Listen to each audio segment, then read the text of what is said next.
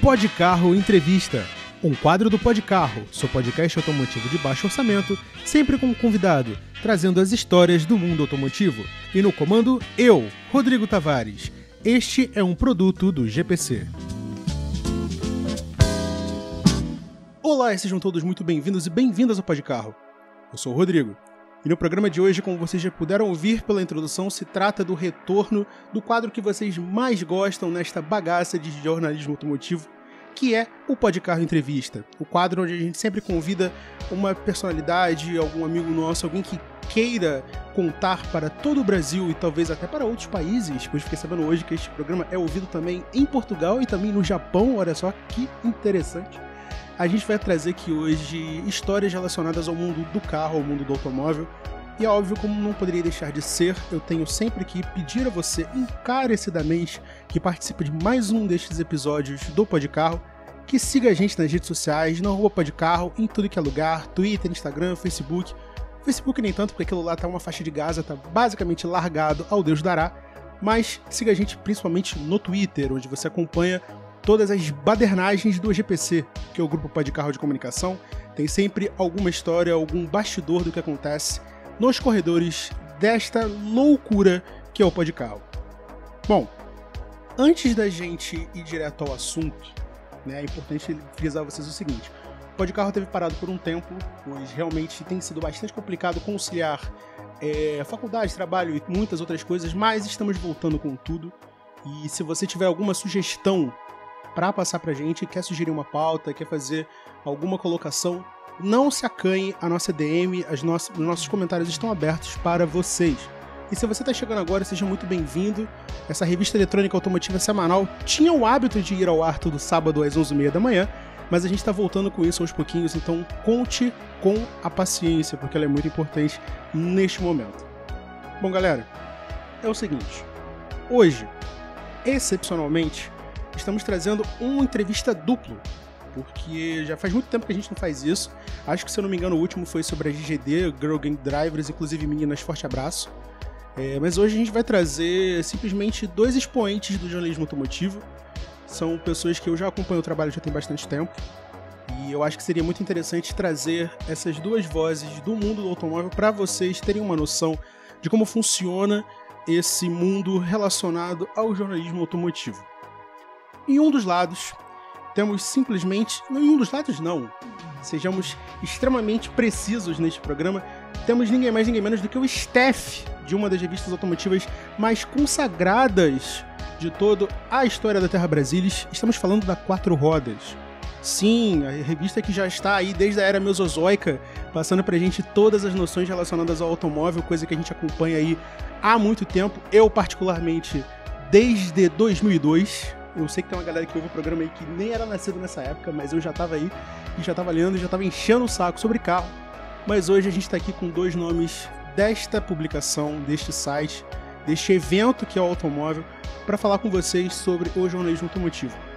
Em um dos lados, temos este que inclusive foi cruelmente abordado por mim no Twitter para falar e participar deste programa, e já peço mil desculpas, mas seja muito bem-vindo, Eduardo Passos. Fala, pessoal, muito obrigado pelo convite. Eu sou o Eduardo Passos, repórter da Quatro Rodas depois de um período como estagiário, e estou muito feliz de estar aqui. Eu acho que cada vez mais, e eu vou contar isso ao longo do podcast, quando eu vou conhecendo a cultura automotiva brasileira, eu fico mais encantado. E sou subordinado a essa coisa maravilhosa aí que é o Henrique, uma entidade do jornalismo automotivo, mesmo sendo só uma criança por dentro e por fora.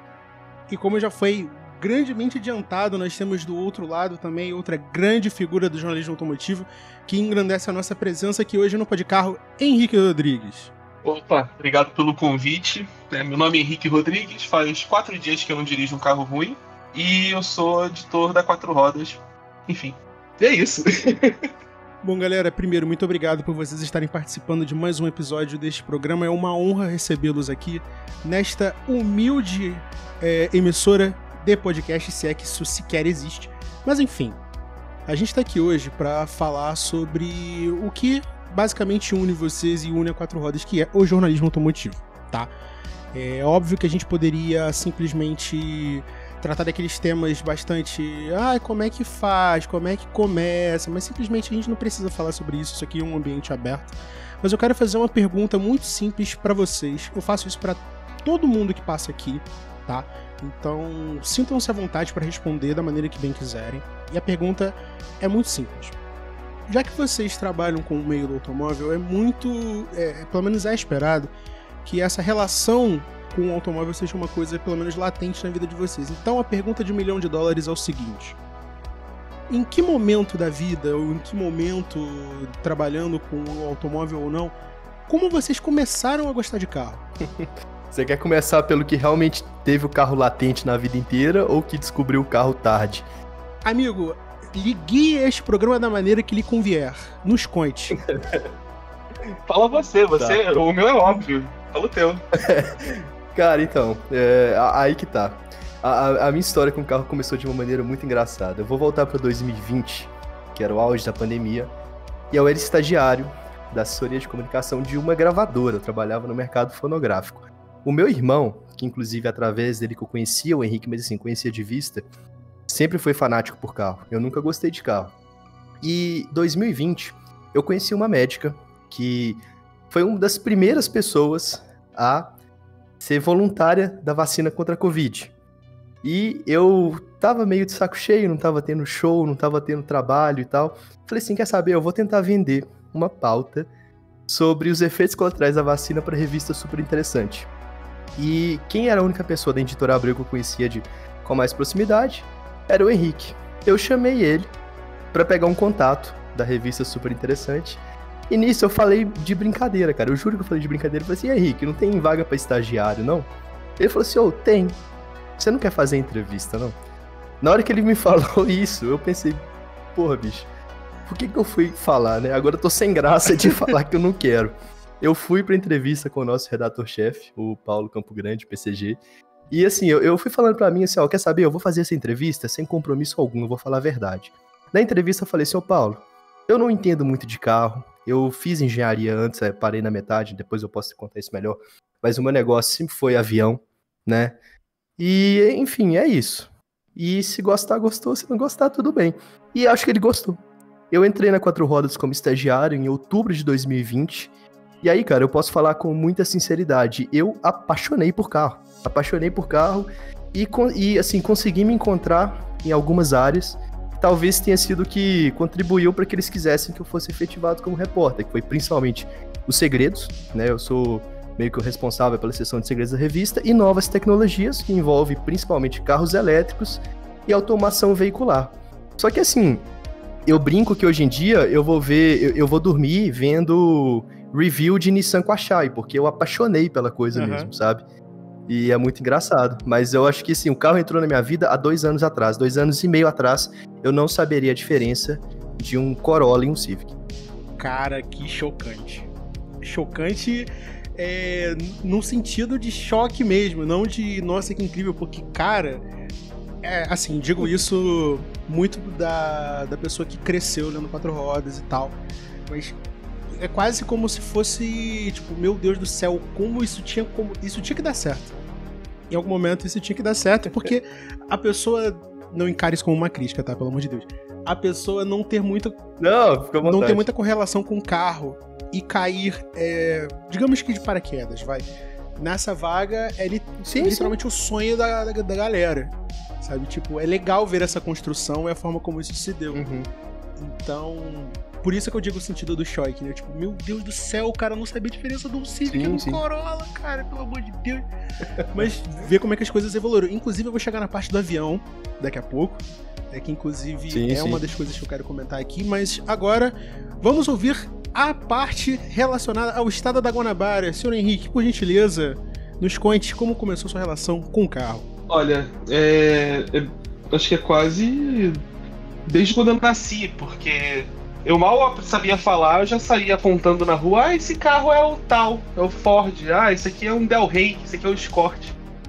Isso eu mal tinha acabado de falar, eu já gostava muito de carro, eu gostava de brincar com carrinho, gostava de brincar só com carrinho, não gostava de boneco, eu gostava de ficar dentro do carro que tinha em casa, carro dos meus avós, carro dos meus pais, ir pro carro ficar mexendo. E isso foi crescendo comigo, sem nenhum estímulo da família. E meus pais não se importavam com carro. Meus pais até hoje não se importam com carro. Eles trocam de carro a cada 10 anos. E eu fui crescendo nessa, cara. Eu só brincava com carrinho, só desenhava carrinho. Tudo era carro. Carro era muito mais legal. Pegava a revista de carro, ficava lendo e relendo até decorar tudo. Até a adolescência. Isso perdurou, assim, até a adolescência. Até tempos de MSN, Orkut. E foi num grupo da Quatro Rodas, um grupo paralelo, né? Existia um grupo oficial, existia um grupo paralelo. Da Quatro Rodas eu me enturmei com uma galera. Nessa galera estava o irmão do Eduardo, o Renato. Junto com outra galera, tem gente que tá no jornalismo automotivo também. Gente realmente apaixonada, que é unida até hoje, tem grupo de WhatsApp, enfim. E nessa tinha uma galera que tinha blog. Eu conheci um cara que tinha um blog e comecei a escrever lá. E vim parar aqui. 13 anos depois. Cara, que loucura. Eu saí do Orkut, do MSN, fui pra blog, que é um negócio também que praticamente não existe mais, e... é muito louco. Não, com certeza. Principalmente levando em conta que, assim, eu me vi muito nessa história, porque a minha infância e adolescência foi basicamente isso. É saber de carro desde zero, apontar na rua, saber, e a família... ah, não, lê isso aqui, lê esporte. Não, eu quero saber de carro. Não enche o saco, eu quero entender sobre motores e tudo. Então, tipo, é como se eu estivesse me ouvindo, sabe? Isso que eu achei bacana. É uma sensação que eu tenho também, porque eu meio que tive que brigar com a minha família. Porque minha mãe é militar, ela queria que eu fizesse escola militar. Eu cheguei a fazer prova, passei, mas não fui porque eu era sedentário. Mas a família queria que eu fosse alguma coisa, né? Vai fazer engenharia, vai ser militar. Eu não. Cara... passei pro Cefet, fui fazer Cefet. Fui jubilado no Cefet. Aí comecei a fazer curso técnico de manutenção automotiva no Senai. Já tinha o blog na época e misturou tudo. Cara, que loucura, de verdade. A parada de ter que fazer outra coisa me passou pela cabeça. Minha família queria que eu fizesse direito. E hoje eu tô terminando jornalismo. Então, assim, uma coisa também não tem nada a ver com a outra, mas sempre pautada no automóvel. O tempo todo. Então, assim, isso é meio que valida, sabe, as escolhas relacionadas ao carro. Por isso que eu tô, de novo, caraca, isso é tão eu, sabe? Então, tipo, legal, acho isso incrivelmente bacana. Inclusive, eu queria até fazer um comentário, mas você quer falar alguma coisa? Pelo amor de Deus, se eu estiver cortando vocês, tá? Eu já aviso isso ao público, porque é o seguinte... eu não tô vendo eles não estão me vendo, eles estão tendo que se guiar pela minha voz, então em algum momento pode ser que eles ou eu acabem cortando a voz um do outro, mas aqui ninguém vai sair na porrada depois que esse programa sair, até porque tá cada um em um canto do Brasil, então vai ser virtualmente impossível. Gente, se quiserem falar, podem me cortar, tá? Pelo amor de Deus. Não, tranquilo.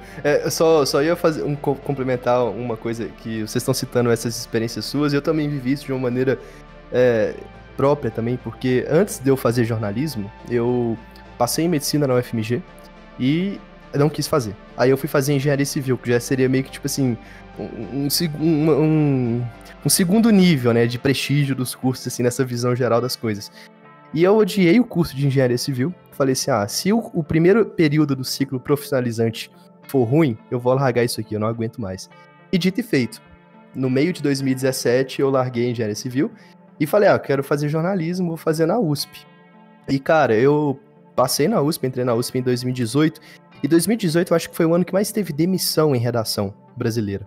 Foi quando, assim, começou a ter essa primeira grande crise do jornalismo impresso e tudo mais, que a gente ainda tá vivendo até hoje. Então, assim, se você for um aspirante a jornalista que esteja ouvindo esse podcast, não se desanime. É justamente nesses momentos, assim, de completa terra arrasada que saem as oportunidades. A gente vai ter momentos de insegurança, mas vale a pena, vale a pena. Incrível como... basicamente, já adiantando o tema que ia ser dito... eu tinha preparado isso em blocos, mas simplesmente como eu perdi o documento, agora só vai ser completamente aleatório. Mas eu ia até mesmo perguntar sobre essa questão, até o que vocês pensam sobre isso, sobre esse conceito de terra arrasada em relação ao jornalismo automotivo. Mas antes de eu chegar lá, só duas coisas antes. Eu até esqueci de falar isso no início.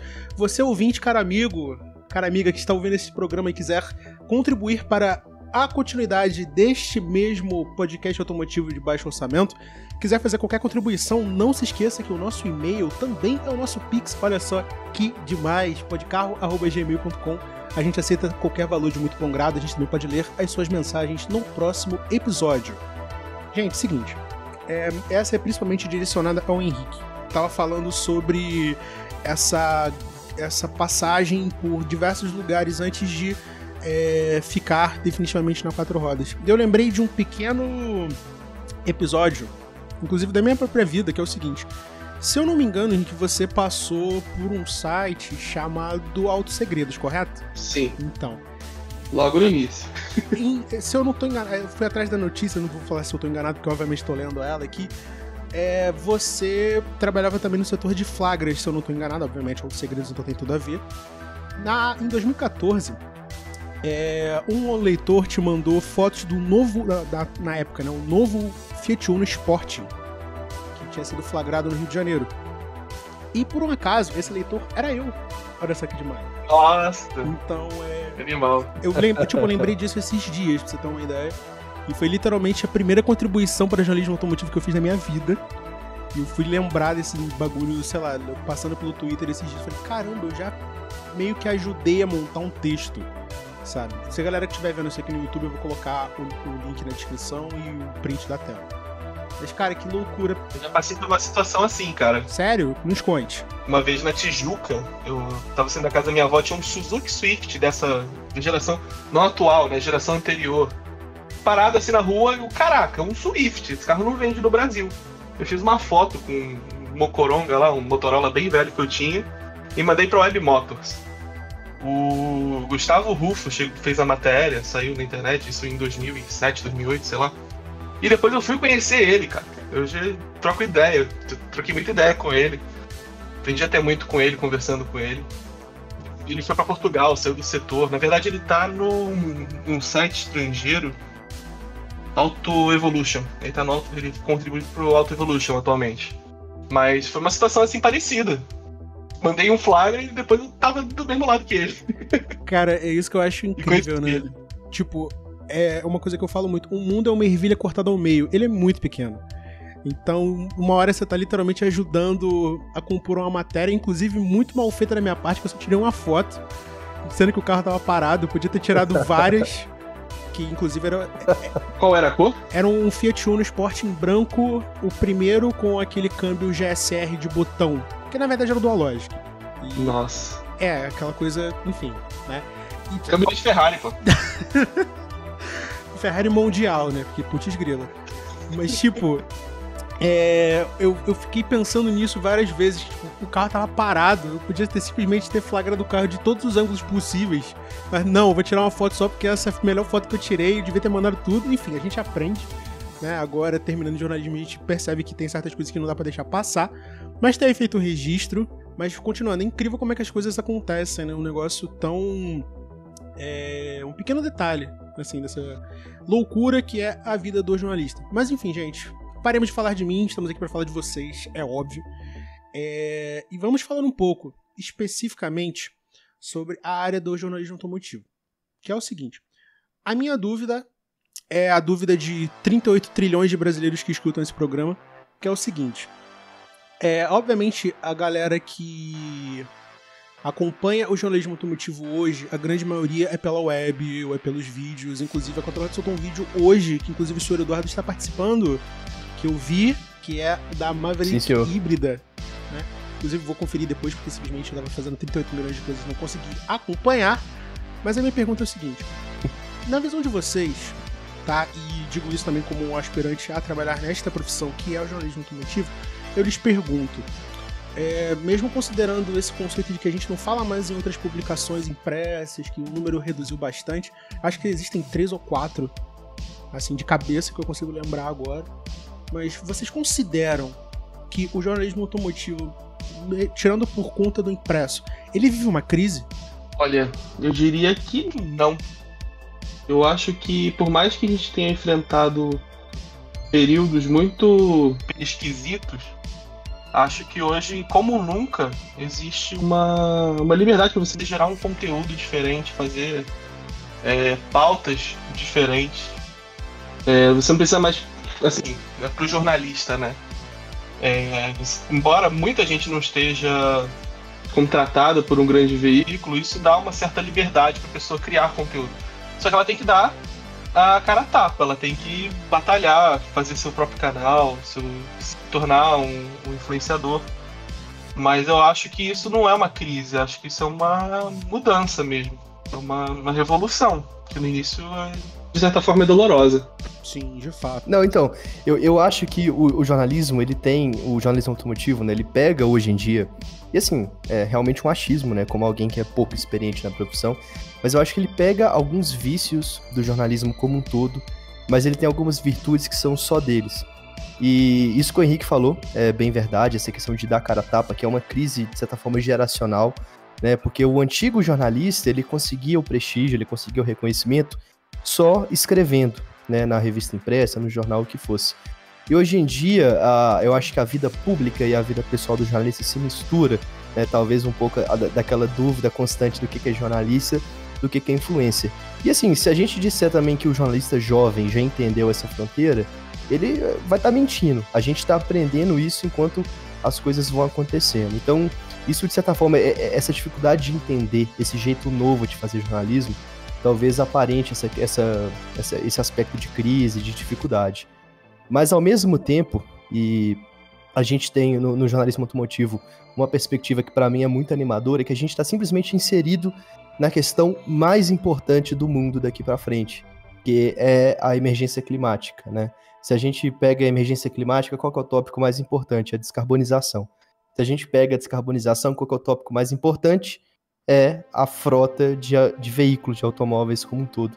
Então, assim, o jornalismo automotivo, ele tem, na minha opinião, uma tendência de assumir uma postura muito importante daqui para frente. Não só para falar de modelos, de a bateria é X ou Y, um motor elétrico vai de 0 a 100 em tantos segundos ou não, mas avaliar como que vai ser essa transição para uma economia verde, que vai ser uma transição dolorosa, e precisa do jornalismo automotivo para entender isso como poucos, a melhor forma disso ser feito. Então, muito por conta disso, eu acredito que assim, o jornalismo automotivo, talvez não da forma que a gente conheça, mas vai ter vida longa. É um ponto interessante a se pensar, inclusive eu digo até que eu não havia pensado dessa forma, pois é de fato inegável que a gente está falando que as tecnologias elas continuam evoluindo a toque de caixa, então a gente está indo de publicações que muito puxadas até pro passado, falando sobre o que você mesmo citou, ficha técnica, comparativos em geral. Inclusive eu queria até perguntar sobre isso depois, mas eu vou ter que achar essa pergunta. Mas, de fato, a gente tá falando de...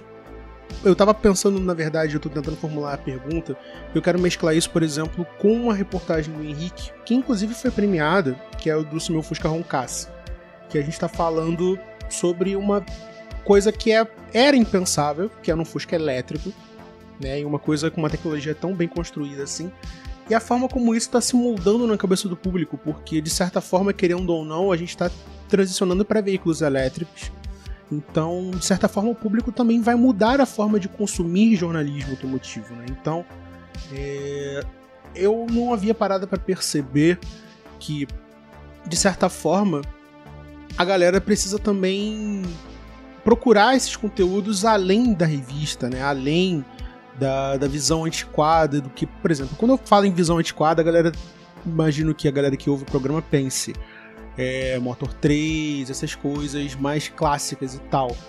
Mas, tipo, teoricamente a gente não consegue mais fugir da ideia de que os elétricos vieram para ficar, e esse é o novo chamariz, é uma nova maneira de enxergar a economia verde, é uma nova maneira de enxergar o automóvel. Então, de certa forma, é um choque saber que isso teoricamente não vai acabar, mas está mudando, e mudando tão drasticamente.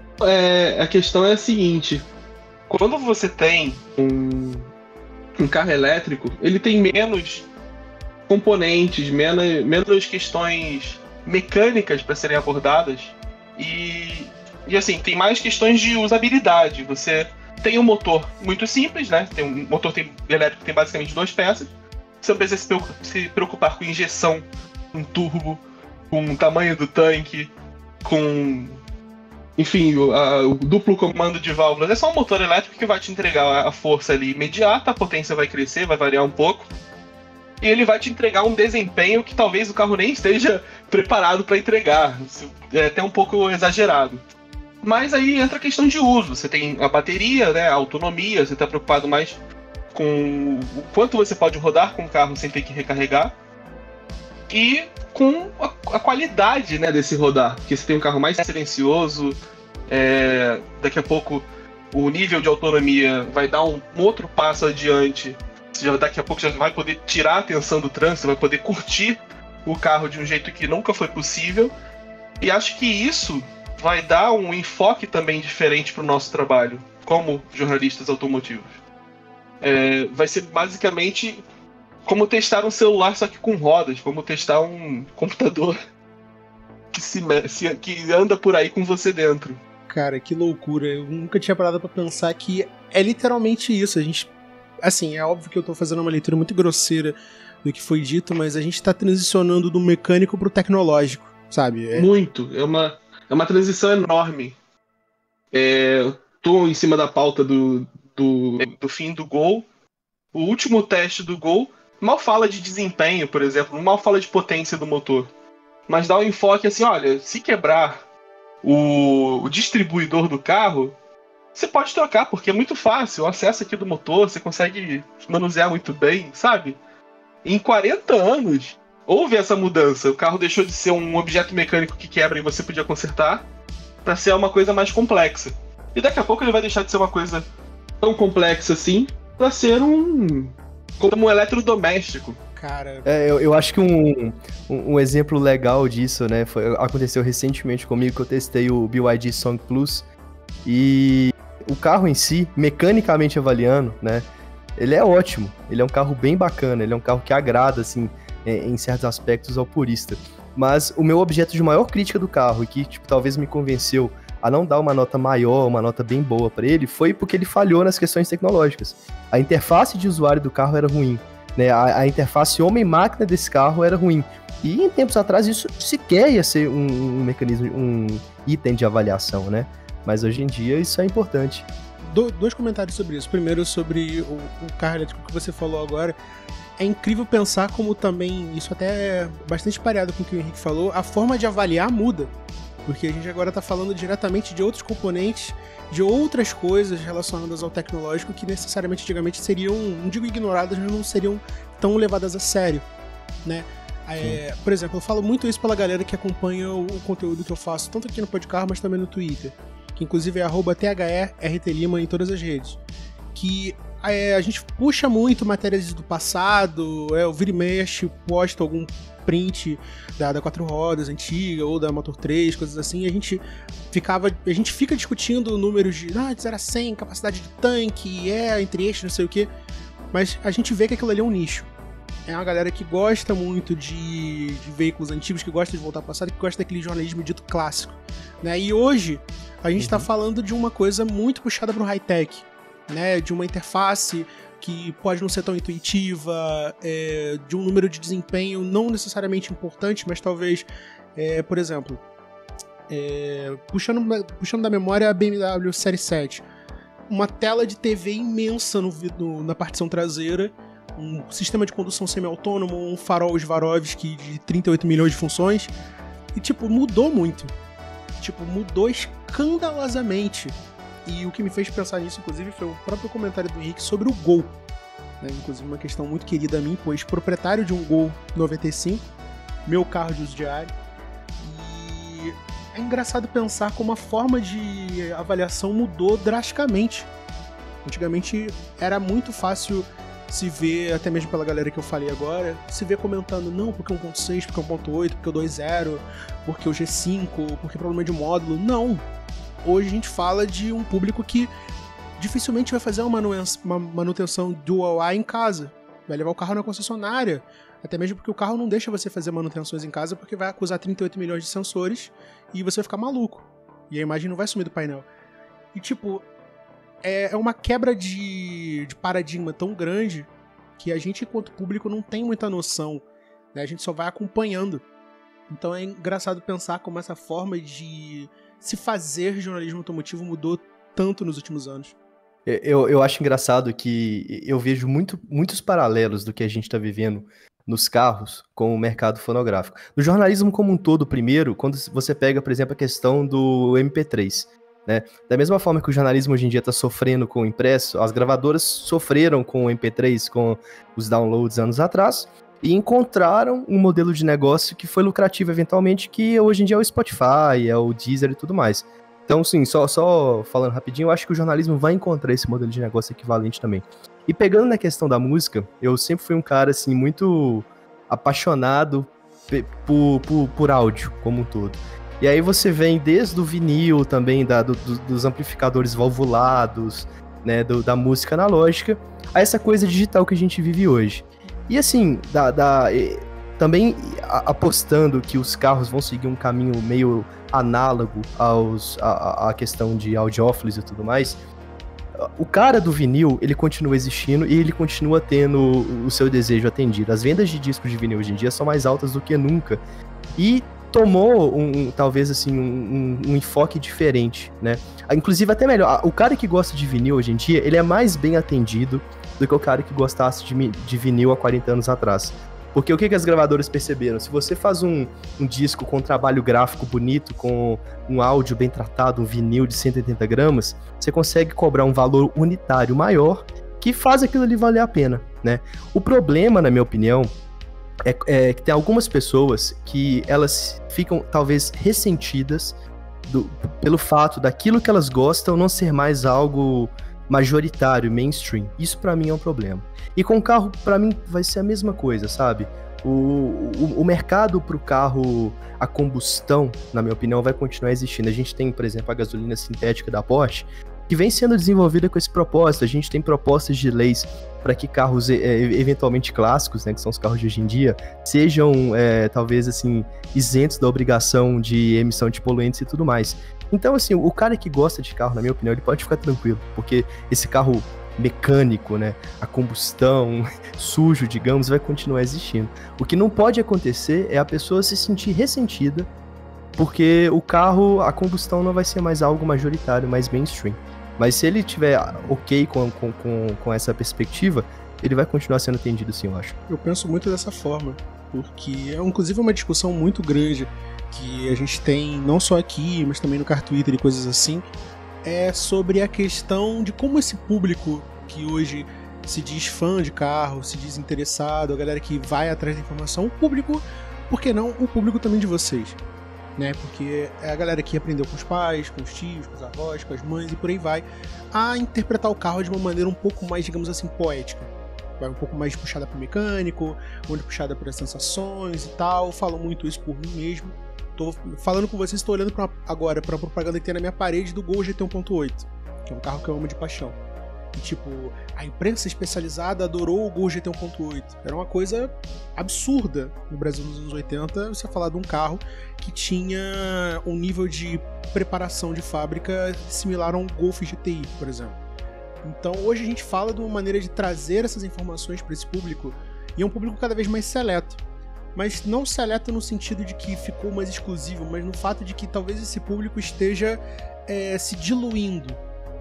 Pelo menos a minha visão é essa, que essa galera ela tá entrando no mainstream porque o público geral,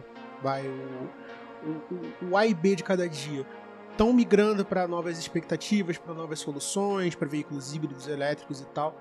Mas eu nunca tinha parado para pensar da forma que esse público vai continuar existindo, porque a gente tem um tratamento diferente. Né? Uma coisa que inclusive eu falei em um dos episódios do Podcarro muito tempo atrás, sobre essa gasolina sintética da Porsche, que isso pode literalmente manter os veículos antigos performando de maneira adequada, enquanto expandem-se o número de elétricos e novas maneiras de se locomover. Então é bizarro pensar que não existe um futuro, abre aspas, condenado, né? Que a galera vai continuar perdurando e passando a palavra do automóvel para frente durante muitos anos, porque eles vão continuar tendo para onde correr.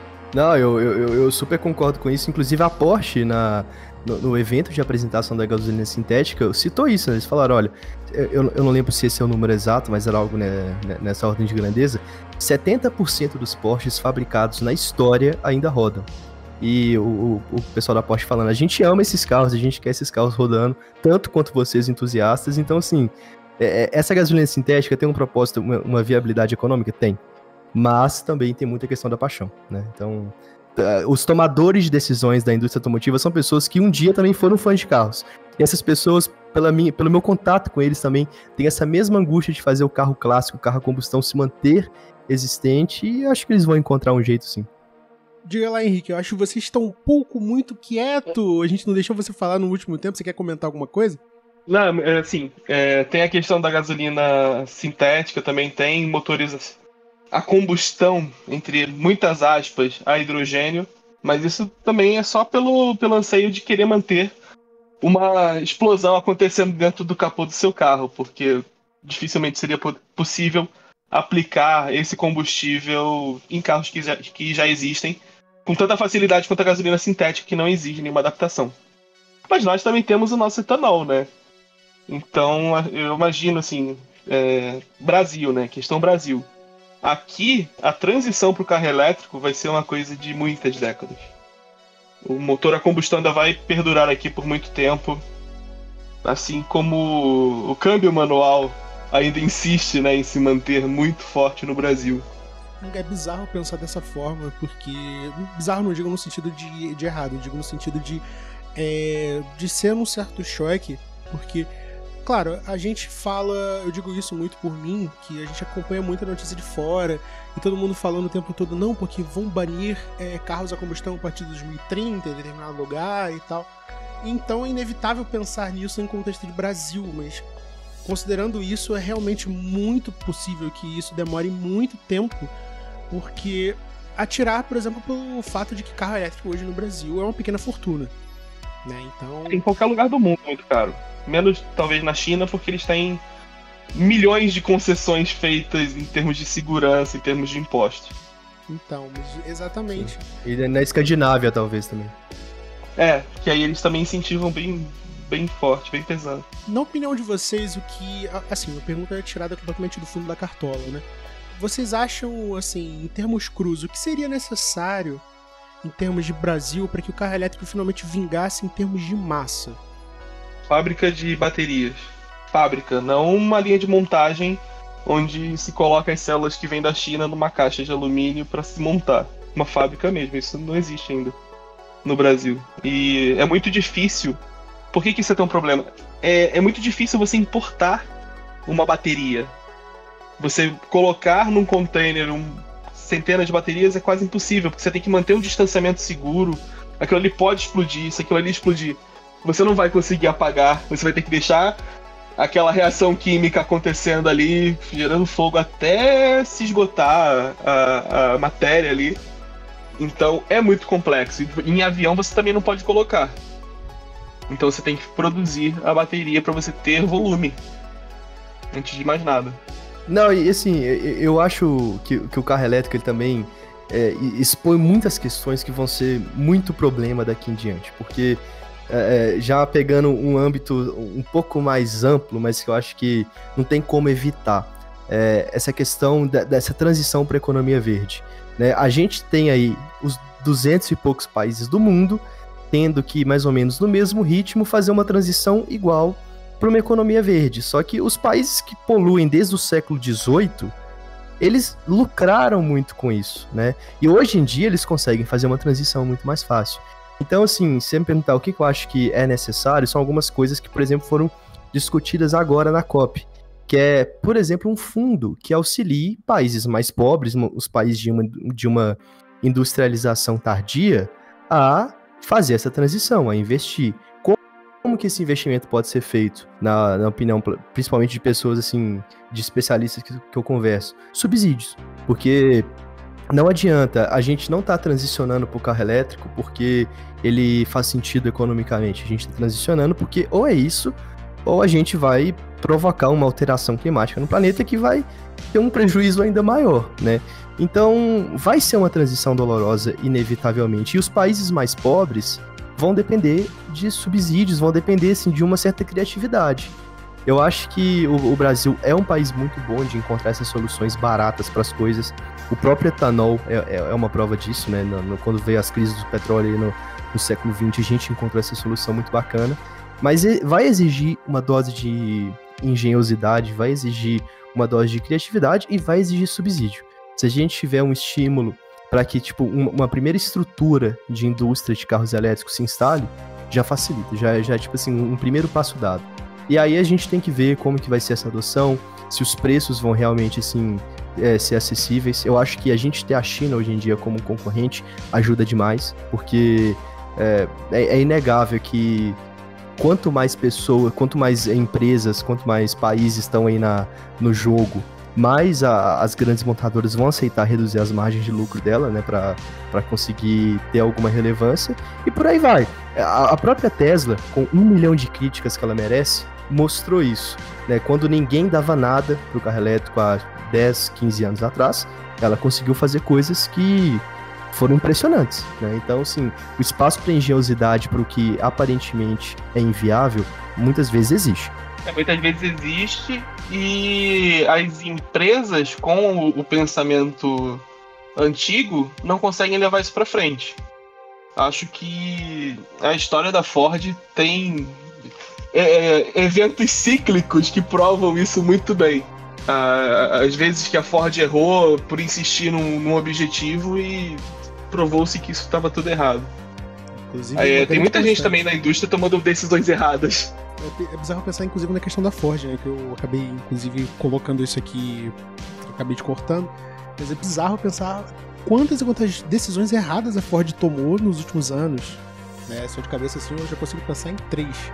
Simplesmente o CHT, a Auto Latina e tudo que veio depois. Mas, cara, que loucura.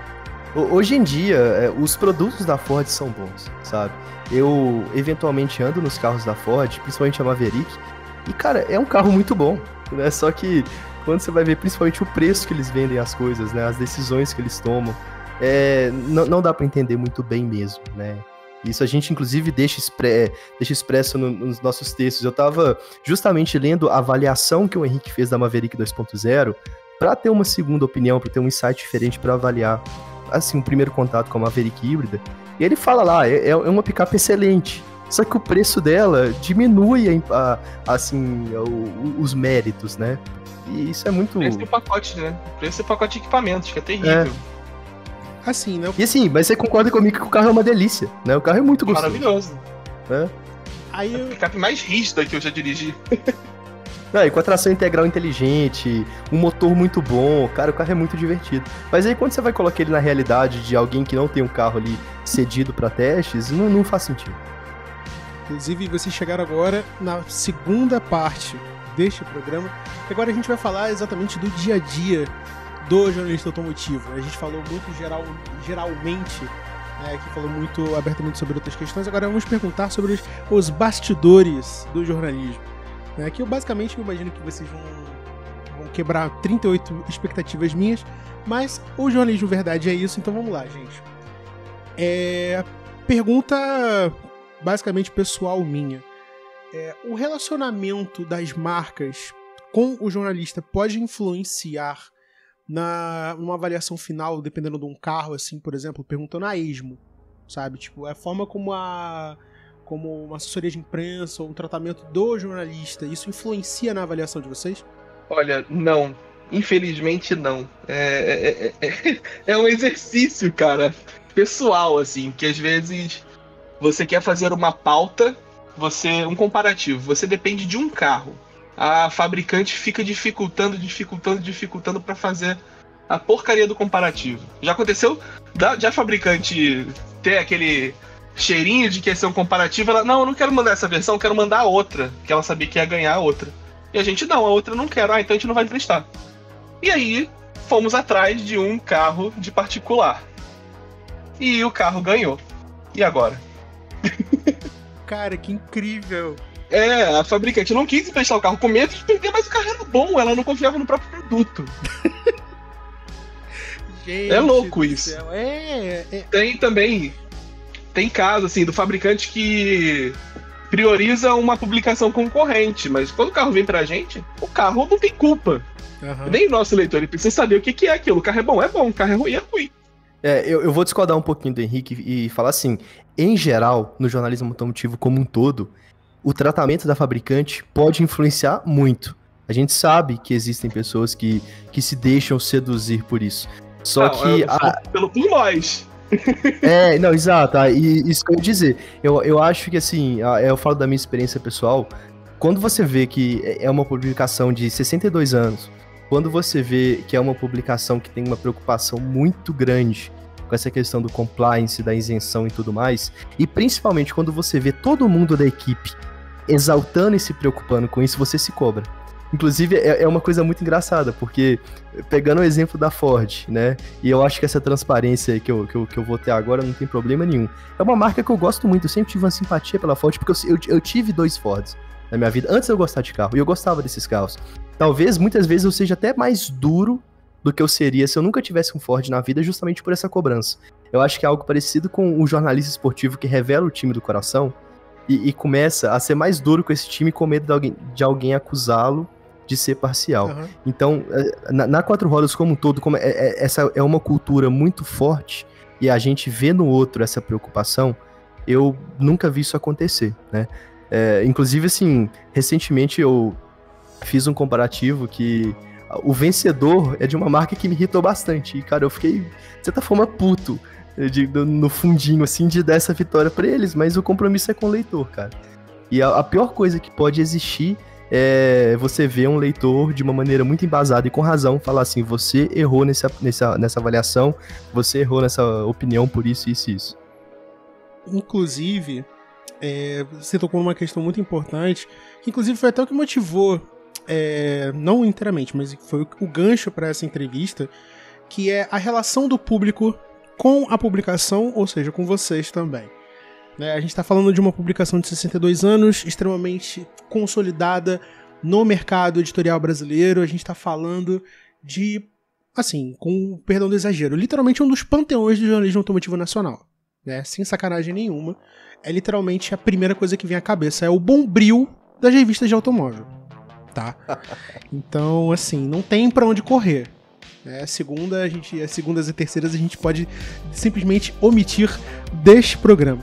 Mas, eu queria saber da opinião de vocês, porque obviamente vocês mantêm a seção de opinião do leitor e tal, que eu considero super importante.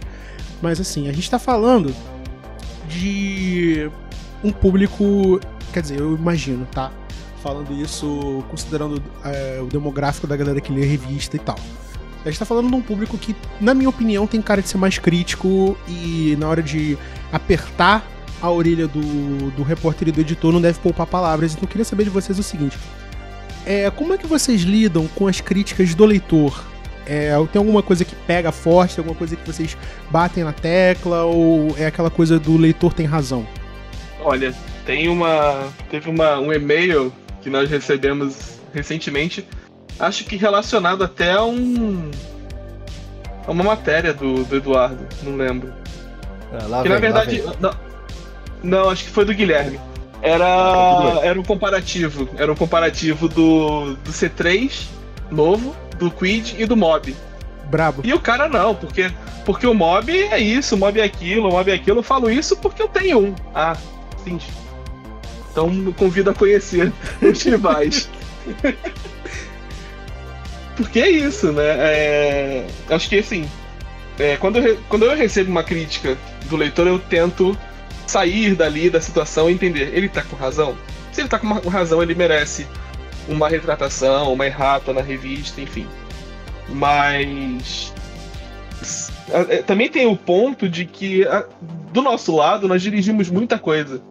Nós criamos um meio de comparar um carro dentro de nós, de ter eles como referência e usar isso como régua, que o leitor comum ele não tem.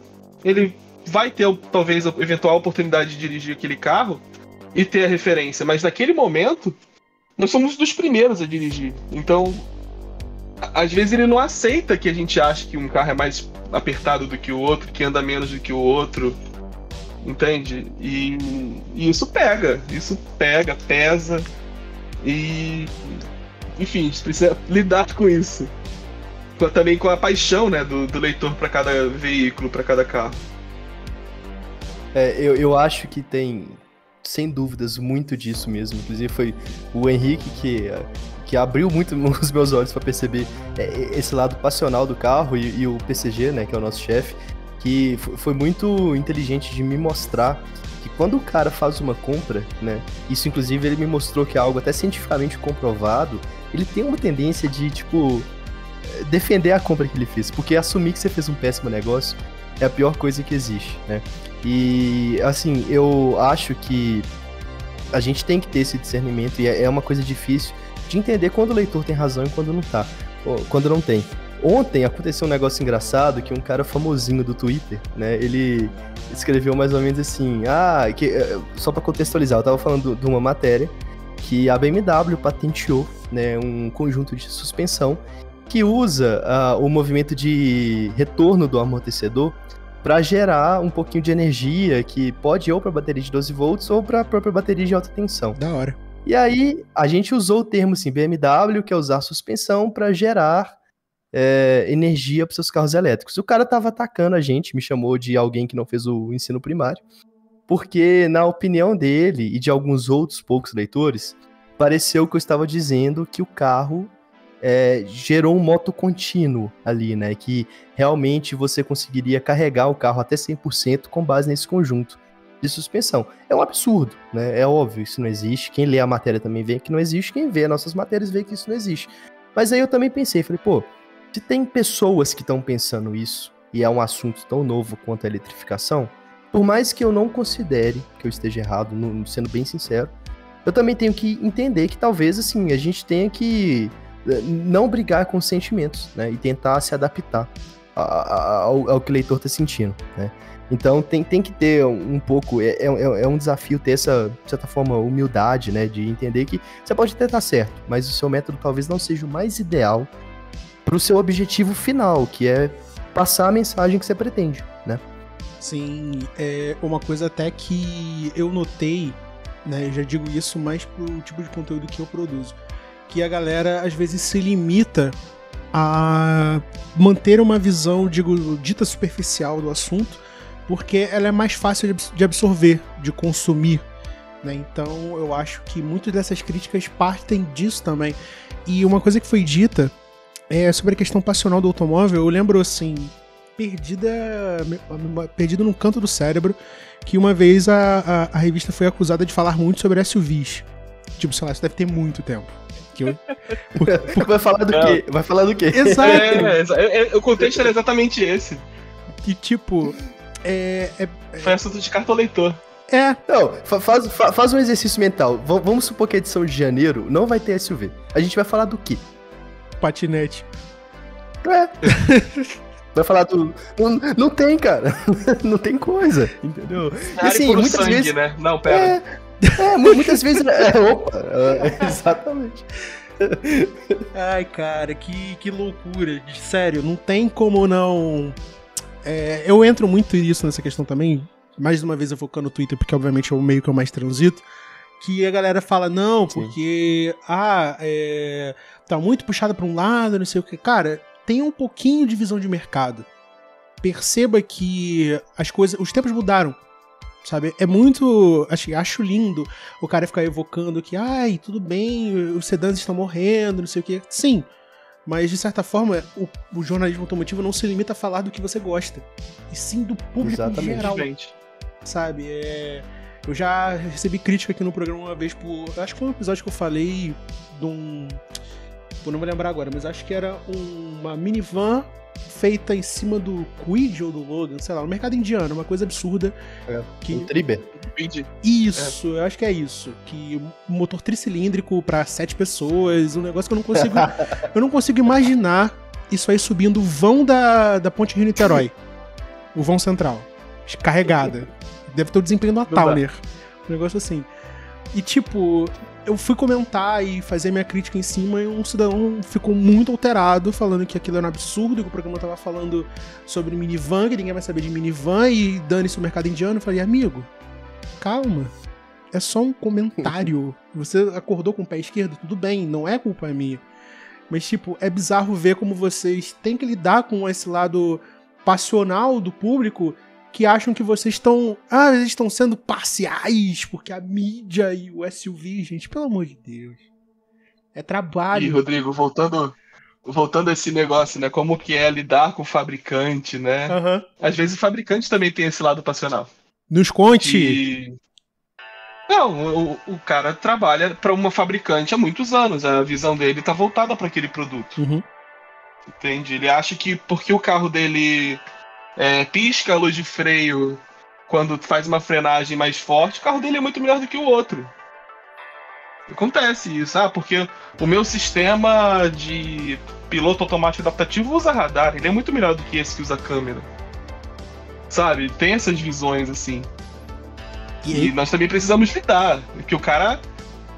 Ninguém acha que o próprio filho é tem defeitos. O burro... O filho de todo mundo é perfeito, né? O carro de todo mundo é o mais econômico. Então, também é preciso lidar com essa expectativa e que pode virar uma decepção. Sim, eu, por exemplo, não tinha parado pra pensar na questão da marca, que, tipo, o pouco que nós, público, acompanhamos, né, do que chega a gente antes de chegar em vocês, né, que obviamente que é a barreira que passa pra gente a informação já tratada, já bem explicada, com as devidas opiniões, é que eu ia falar PR, a propaganda, o setor de propaganda passa pra gente um ideal, assim, de invencibilidade, de um negócio absurdo. Eu não ia fazer diretas comparações, mas levando em conta que a Ford já foi citada, eu, enfim, já falei sobre isso abertamente no Twitter, uma coisa que muito me incomodou recentemente é o mais novo SUV Coupé à venda no Brasil. A galera já sabe do que eu tô falando. Que eu não sabemos. Eu não vou nem poupar, porque eu sei que a Fiat provavelmente não vai ouvir isso. Mas o fato do Fastback saltar sobre 38 carros e deixar um Gran Vitara aos pedaços me deixou um pouco bolado. Porque, assim, eu compreendo a tentativa, eu compreendo exatamente até o tipo de público para que isso está destinado, de verdade. Né? Embora pareça que a execução a gente está falando ali de um filme dos anos 70. Mas é bizarro pensar que existe uma parcela do público que vai atrás desse carro que realmente, não vou dizer que pensa que pode fazer isso, porque isso é humanamente impossível, a não ser que o carro seja jogado com um canhão de ar. Mas, tipo, a pessoa pensa que tá literalmente no topo do mundo ao fazer uma compra, e isso bate de frente exatamente com o que foi dito, da questão do passional, que ninguém quer ser provado errado. Né, de ter feito uma compra questionável, de ter comprado um carro que ficou em terceiro lugar no comparativo e perdeu pro azarão, por exemplo. Então, lidar com isso no jornalismo parece, do meu ponto de vista, claro, que não está ainda na profissão, uma tarefa difícil, porque você ao mesmo tempo tem que provar pro cara que ele tá alterado, tá em cima das tamancas, e ao mesmo tempo tem que fazer ele enxergar que o produto, comparado a outros, não é tão bom assim. Tem que lidar com uma variedade, né? Imagina, comparar hoje a quantidade de SUV compacto que existe no mercado. Verdade. Hoje os carros são bons. Por mais que sejam SUVs, os carros são bons. É difícil você alinhar todos os carros. Não, esse aqui é pior, porque ele tem 3 centímetros a menos de entre-eixos, mas ele tem um porta-malas maior. E aí? A central multimídia desse aqui não se conecta com sem fio, só por cabo. Ele é pior. Ele é muito pior realmente do que um carro que tem grandes qualidades, mas só se conecta por cabo. É muito difícil isso. E aí, se é difícil pra gente, imagina pro dono do carro, pro cara que faz o carro, pro cara que vive aquilo ali. É muito doido. De certo. É muito doido. E... Diga. Não, e assim, eu acho que é um balanço, um equilíbrio que a gente também não consegue chegar como um todo, porque Tem até um amigo meu que ele fala, né, que o jornalista é o cara mais chato do mundo porque ele sempre tá brigando com a paixão. E é mais ou menos isso que a gente tá fazendo. A gente tá sempre, assim, sendo um contraponto à publicidade, que também, assim, não adianta ser hipócrita, é a publicidade que ajuda a sustentar o nosso ofício, né? Durante a Copa do Mundo agora, a gente tá tendo 3 propagandas, que é a da Caoa Sherry, do Polo e do Fastback. Quando essas propagandas passam na TV em dia de jogo do Brasil, é evidente que a nossa audiência desses 3 produtos explodem na hora. E isso me dá um conforto. Porque eu vejo o cara... eu vejo isso. Eu sei que o cara que tá vendo o Fastback voando que nem um jato em cima de 3 km de carro também tá lendo a nossa matéria e colocando o pé no chão, sabe? E eu acho que, assim, é um processo de costume. O cara tem que começar a passar por esse processo gradualmente, ter os seus incômodos de ter suas expectativas quebradas pelas primeiras vezes, para entender isso, né? Porque, assim, de um lado, abandonar completamente a paixão, eu acho que é péssimo. Porque a paixão, o encanto, é importante em tudo que a gente faz na vida. As primeiras vezes que eu fiz tour por fábrica de carro, uma das coisas que me deixou assim, mais encantado de uma maneira genuína é ver o engenheiro, é ver o lanterneiro, o cara de uma função mecânica, de um ofício básico ali, encantado e apaixonado pelo que faz. E é realmente essa paixão que vai te, talvez assim, na hora H, ser o diferencial pra você fazer um trabalho incrível, fazer um carro foda. Só que ao mesmo tempo, se você abandona completamente a razão, abre margem, e não tô dizendo que esse é o caso da Fiat, claro, né? Assim, até porque ele também foi algo bem dramatizado, acho que são poucas pessoas que vão achar que aquilo ali é verdade, mas se você abandona completamente a razão, você começa a acreditar em coisas absurdas, né? Que talvez seja mais comum em outras áreas da publicidade. Então eu acho que é mais uma questão que envolve encontrar um equilíbrio dessa nova comunicação que a gente tá vivendo como um todo, sabe? É o que faz... Diga. Não, eu ia falar que essa questão do Fastback voar é como o lançamento do Yaris fazer o carro flutuar. Cara... e assim, não faz sentido. São 2 propagandas contestáveis, né, mas... Uma coisa assim que eu não posso também dizer que tá errado, mas que eu também não tenho problema nenhum em falar que eu discordo, e eu acho que não foi legal, é a Renault falar que o Kwid é o SUV dos compactos. Amém! Alguém que concorda, meu Deus! Não, é lugar comum na redação. E assim, olha que a gente deu pro Kwid elétrico o prêmio de aposta do ano, no melhor compra, mas isso, cara, não procede, entendeu? E assim, é engraçado, porque quando a gente vê a publicidade, muitas vezes isso nos força a se ater a esse ponto. Eu avaliei o Kwid elétrico, né? Eu também fui quem fez as impressões do Kwid com essa reutilização que teve no início do ano. E óbvio que eu fiz questão de enfatizar isso. E se eu concordasse também que ele é um SUV dos compactos, eu ia reforçar isso da mesma forma que o Guilherme reforçou com muita razão, eu reforcei com muita razão com o C3, tanto no comparativo quanto no 1.0. Porque é um carro extremamente espaçoso para um compacto. Né? Então, sim, se você tá falando a verdade também, a gente vai te corroborar, né? Não pode ser aquela coisa, talvez, assim, meio militante, meio Don Quixote de eu estou contra a indústria da publicidade, porque eventualmente ela vai estar falando a verdade também, é um produto muito legal. Sim. Usando o Kwid de exemplo, com essa questão também de expectativa, né? No lançamento do Kwid, lá em 2017, 18, vinha aquela coisa, né, de pré-venda, ainda era o início da pré-venda, já começava a trabalhar como SUV dos compactos. Você vendo o carro de um certo ângulo, ele passa uma certa imponência que, quando você vê o tamanho real dele, ele não existe. E eu fiz uma matéria lidando com o consumidor que comprou o carro, fez a reserva, e quando viu o carro ao vivo se decepcionou e queria cancelar aquilo ali, porque não era o que ele queria. Ele achou que ia comprar um SUV barato, e era um carro muito menor do que todos os outros compactos que estavam disponíveis. Então criou-se uma expectativa de que o carro não era exatamente. Sim.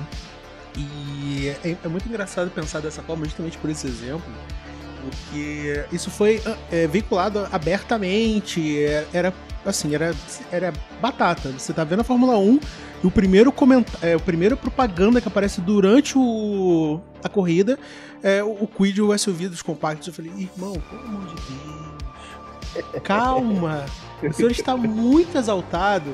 E assim, eu só não vou tirar completamente o crédito do Kwid, porque assim, eu acabei descobrindo da pior maneira que esse carro anda muito, por incrível que pareça. Não, ele tem seus méritos, óbvio. Sim. Não, é. E tipo... É um carro leve, né? Qualquer motor faz ele andar rápido. É! Não, e assim, uma coisa que também eu acho que dói um pouco no brasileiro. A gente é um mercado emergente, cara. Sim. E para um mercado emergente, ele atende. Para um deslocamento urbano, ele atende. Ele pode pecar um pouco, talvez, em segurança rodoviária, pode pecar um pouco em alguns aspectos, mas atende. E a gente tem que assumir isso, né? Não dá pra esperar que aqui o carro mais vendido vai ser uma F-150 igual nos Estados Unidos, que não vai ser. Sim, bem lembrado. Eu conheço muita gente que, inclusive, pensa que isso é um horizonte perfeitamente possível no Brasil. Né? Ah, sim, né? Experimenta viver de Ram 500 em São Paulo pra você ver. Exato! Tipo, a pessoa o tempo todo fala, não, porque as coisas vão começar a melhorar quando chegar Silverado. Irmão, já teve aqui, não deu certo. O negócio dava... Apresenta esse cara aí, cara. Eu quero entender como que vai melhorar. Ai, cara, que bagulho bizarro, né? Mas assim... Uma coisa que eu pulei na minha bio.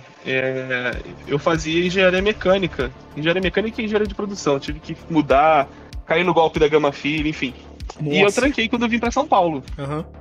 E eu não voltei a fazer engenharia aqui. Eu fui fazer marketing, porque eu queria entender o que passava na cabeça dessa galera, porque... Às vezes parecia que eles estavam tentando aplicar um golpe na gente. Sim. Isso me deu uma base pra entender, assim, então é isso, né? É só publicidade e vocês estão usando a gente pra se alavancar. E tipo, quanto mais a gente vai entrando nesse meandro de querer entender a forma como as montadoras tratam o público e também, óbvio, o intermediário entre o público e a montadora, que é o jornalista automotivo, a gente começa a perceber a forma como isso vai ficando cada vez mais esfarelado, sabe? Meio cru. Então, uma pequena análise vai fazendo a gente chegar no meio da conclusão. Inclusive, agora já partindo para os finalmente, eu queria fazer umas perguntas muito específicas sobre jornalismo automotivo, visando a galera que quer ingressar na área. Inclusive, eu não vou negar, eu vou literalmente, até porque eu vou editar isso aqui, eu vou ter que gravar isso com muito carinho, porque é uma coisa que eu quero fazer, né? Inclusive, já faço com o Podcarro, eu escrevo meus textos no Medium, vou deixar o link aqui na descrição pra galera que quiser conferir, do Spotify também. Mas pulando o meio da crônica automotiva, já puxando pro meio do jornalismo automotivo, minha dúvida sincera é o seguinte, foi o fato até do Henrique ter mencionado que foi para São Paulo. Obviamente eu falo do Rio de Janeiro, né? Falo do estado da Guanabara, então fica muito difícil a gente, digo isso por experiência, né? Queria traçar um meio do jornalismo automotivo dito clássico, né? Que era achar uma redação, apresentar meu trabalho e dali querer começar e tal. A pergunta que eu lhes faço é o seguinte: considerando que o grande centro de empresas, de montadores e tudo mais é São Paulo, vocês acham que é extremamente essencial que a pessoa que está buscando o jornalismo automotivo tenha que se fixar em São Paulo? Ou isso apenas é uma vantagem, assim, não uma necessidade? Olha, no seu caso, estando no Rio, pegue sua mala e venha pra São Paulo, porque não existe mais redação de carro no Rio de Janeiro. Uhum. Não existe mais caderno. O que sai de carro no Globo hoje é material do autoesporte, feito aqui em São Paulo. O carro, etc., não existe mais. O Automania no Dia, até onde eu sei, também não existe mais. O Extra provavelmente só tem o conteúdo do autoesporte também, e é isso. Havia agências aí, mas não existem mais. E quem está no Rio de Janeiro, vivendo no Rio de Janeiro e trabalhando com carro, 90% produz material para São Paulo. Trabalha para alguma empresa em São Paulo. Uhum. Que foi também o que me trouxe para São Paulo, porque eu tava no Rio, editando não, né? Era repórter da Autofácil, uma revista semanal, que a editora estava em São Paulo, era uma revista irmã da Car and Drive. E eu vim para São Paulo porque cortaram a equipe do Rio de Janeiro da Autofácil. E na semana seguinte, um cara da Car and Drive saiu, o Rodrigo Machado, que tá no Acelerados, e aí me chamaram. E aí, olha, mas você tem que estar aqui em São Paulo. Você tem 2 semanas. E aí me mandei para São Paulo. Mas é engraçado, Então, né, Henrique? Porque BH, por exemplo, é um lugar que tem uma diversidade de imprensa, né? Foi o que eu disse. Ele estando no Rio, o ponto pra vir é São Paulo. Acho que quem tá em Belo Horizonte tem uma esperança. Quem tá, por exemplo, em Pernambuco tem uma esperança. Mas são poucos estados no Brasil que ainda mantêm redações, que ainda tem jornais que conseguem sustentar seus cadernos com seus meios de publicidade local, enfim. Com programas até de TV. Brasília, por exemplo, com a galera do Vroom. É isso. Depende da região onde você tá. No Rio de Janeiro eu não tenho perspectiva. Bom... Queria muito, inclusive.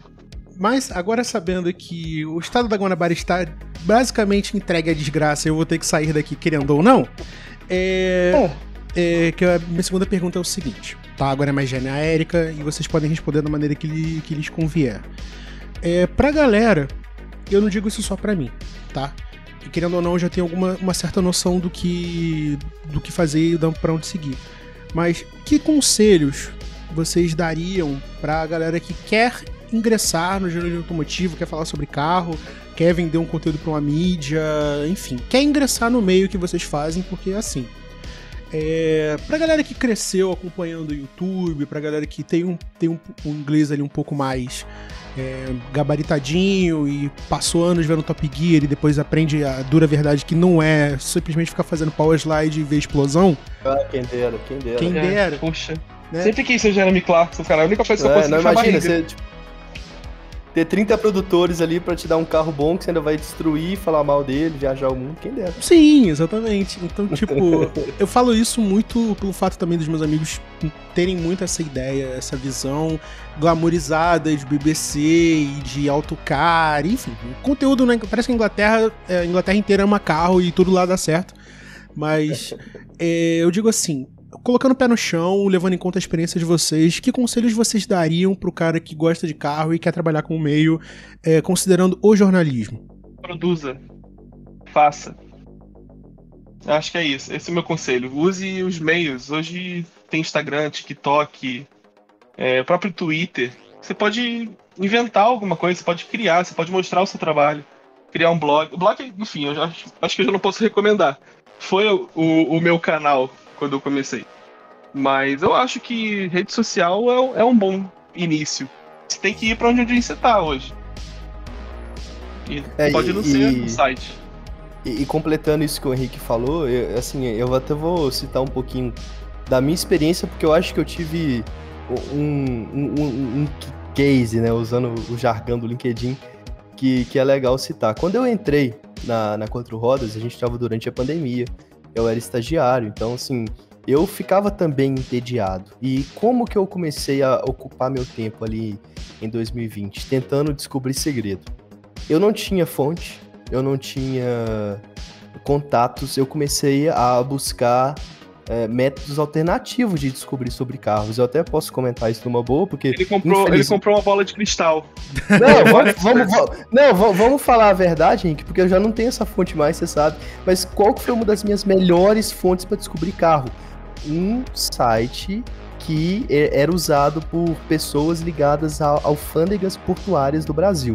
Eu não lembro como que eu descobri esse site, mas foi, por exemplo, desse site que a gente foi a primeira revista do mundo a falar que o Civic e-HEV viria com motor 2.0. A gente foi a primeira publicação a falar do Pulse Abarth, né? A gente descobriu, assim, uma pá de segredos ali. Então, o que eu quero dizer a partir disso? Muitas vezes a gente quer ir ali pro mainstream, pro mais gostoso, pro mais legal.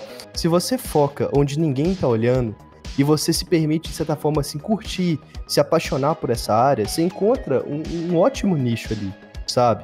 E aí, a partir disso, eu consegui fazer uma certa relevância na área de segredos, consegui fazer algumas coisas legais, que eu, assim, não vou negar o meu orgulho, e ao mesmo tempo eu consegui contatos. Então, hoje em dia, eu tenho pessoas que me conheceram através desses furos completamente incomuns, que me trazem informações úteis e me permitem, assim, ser...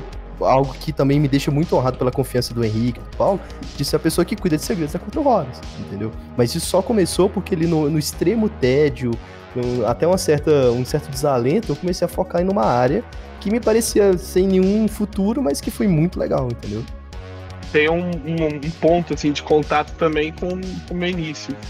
E acho que o maior furo, talvez, o maior furo que eu dei até hoje foi com 16 anos.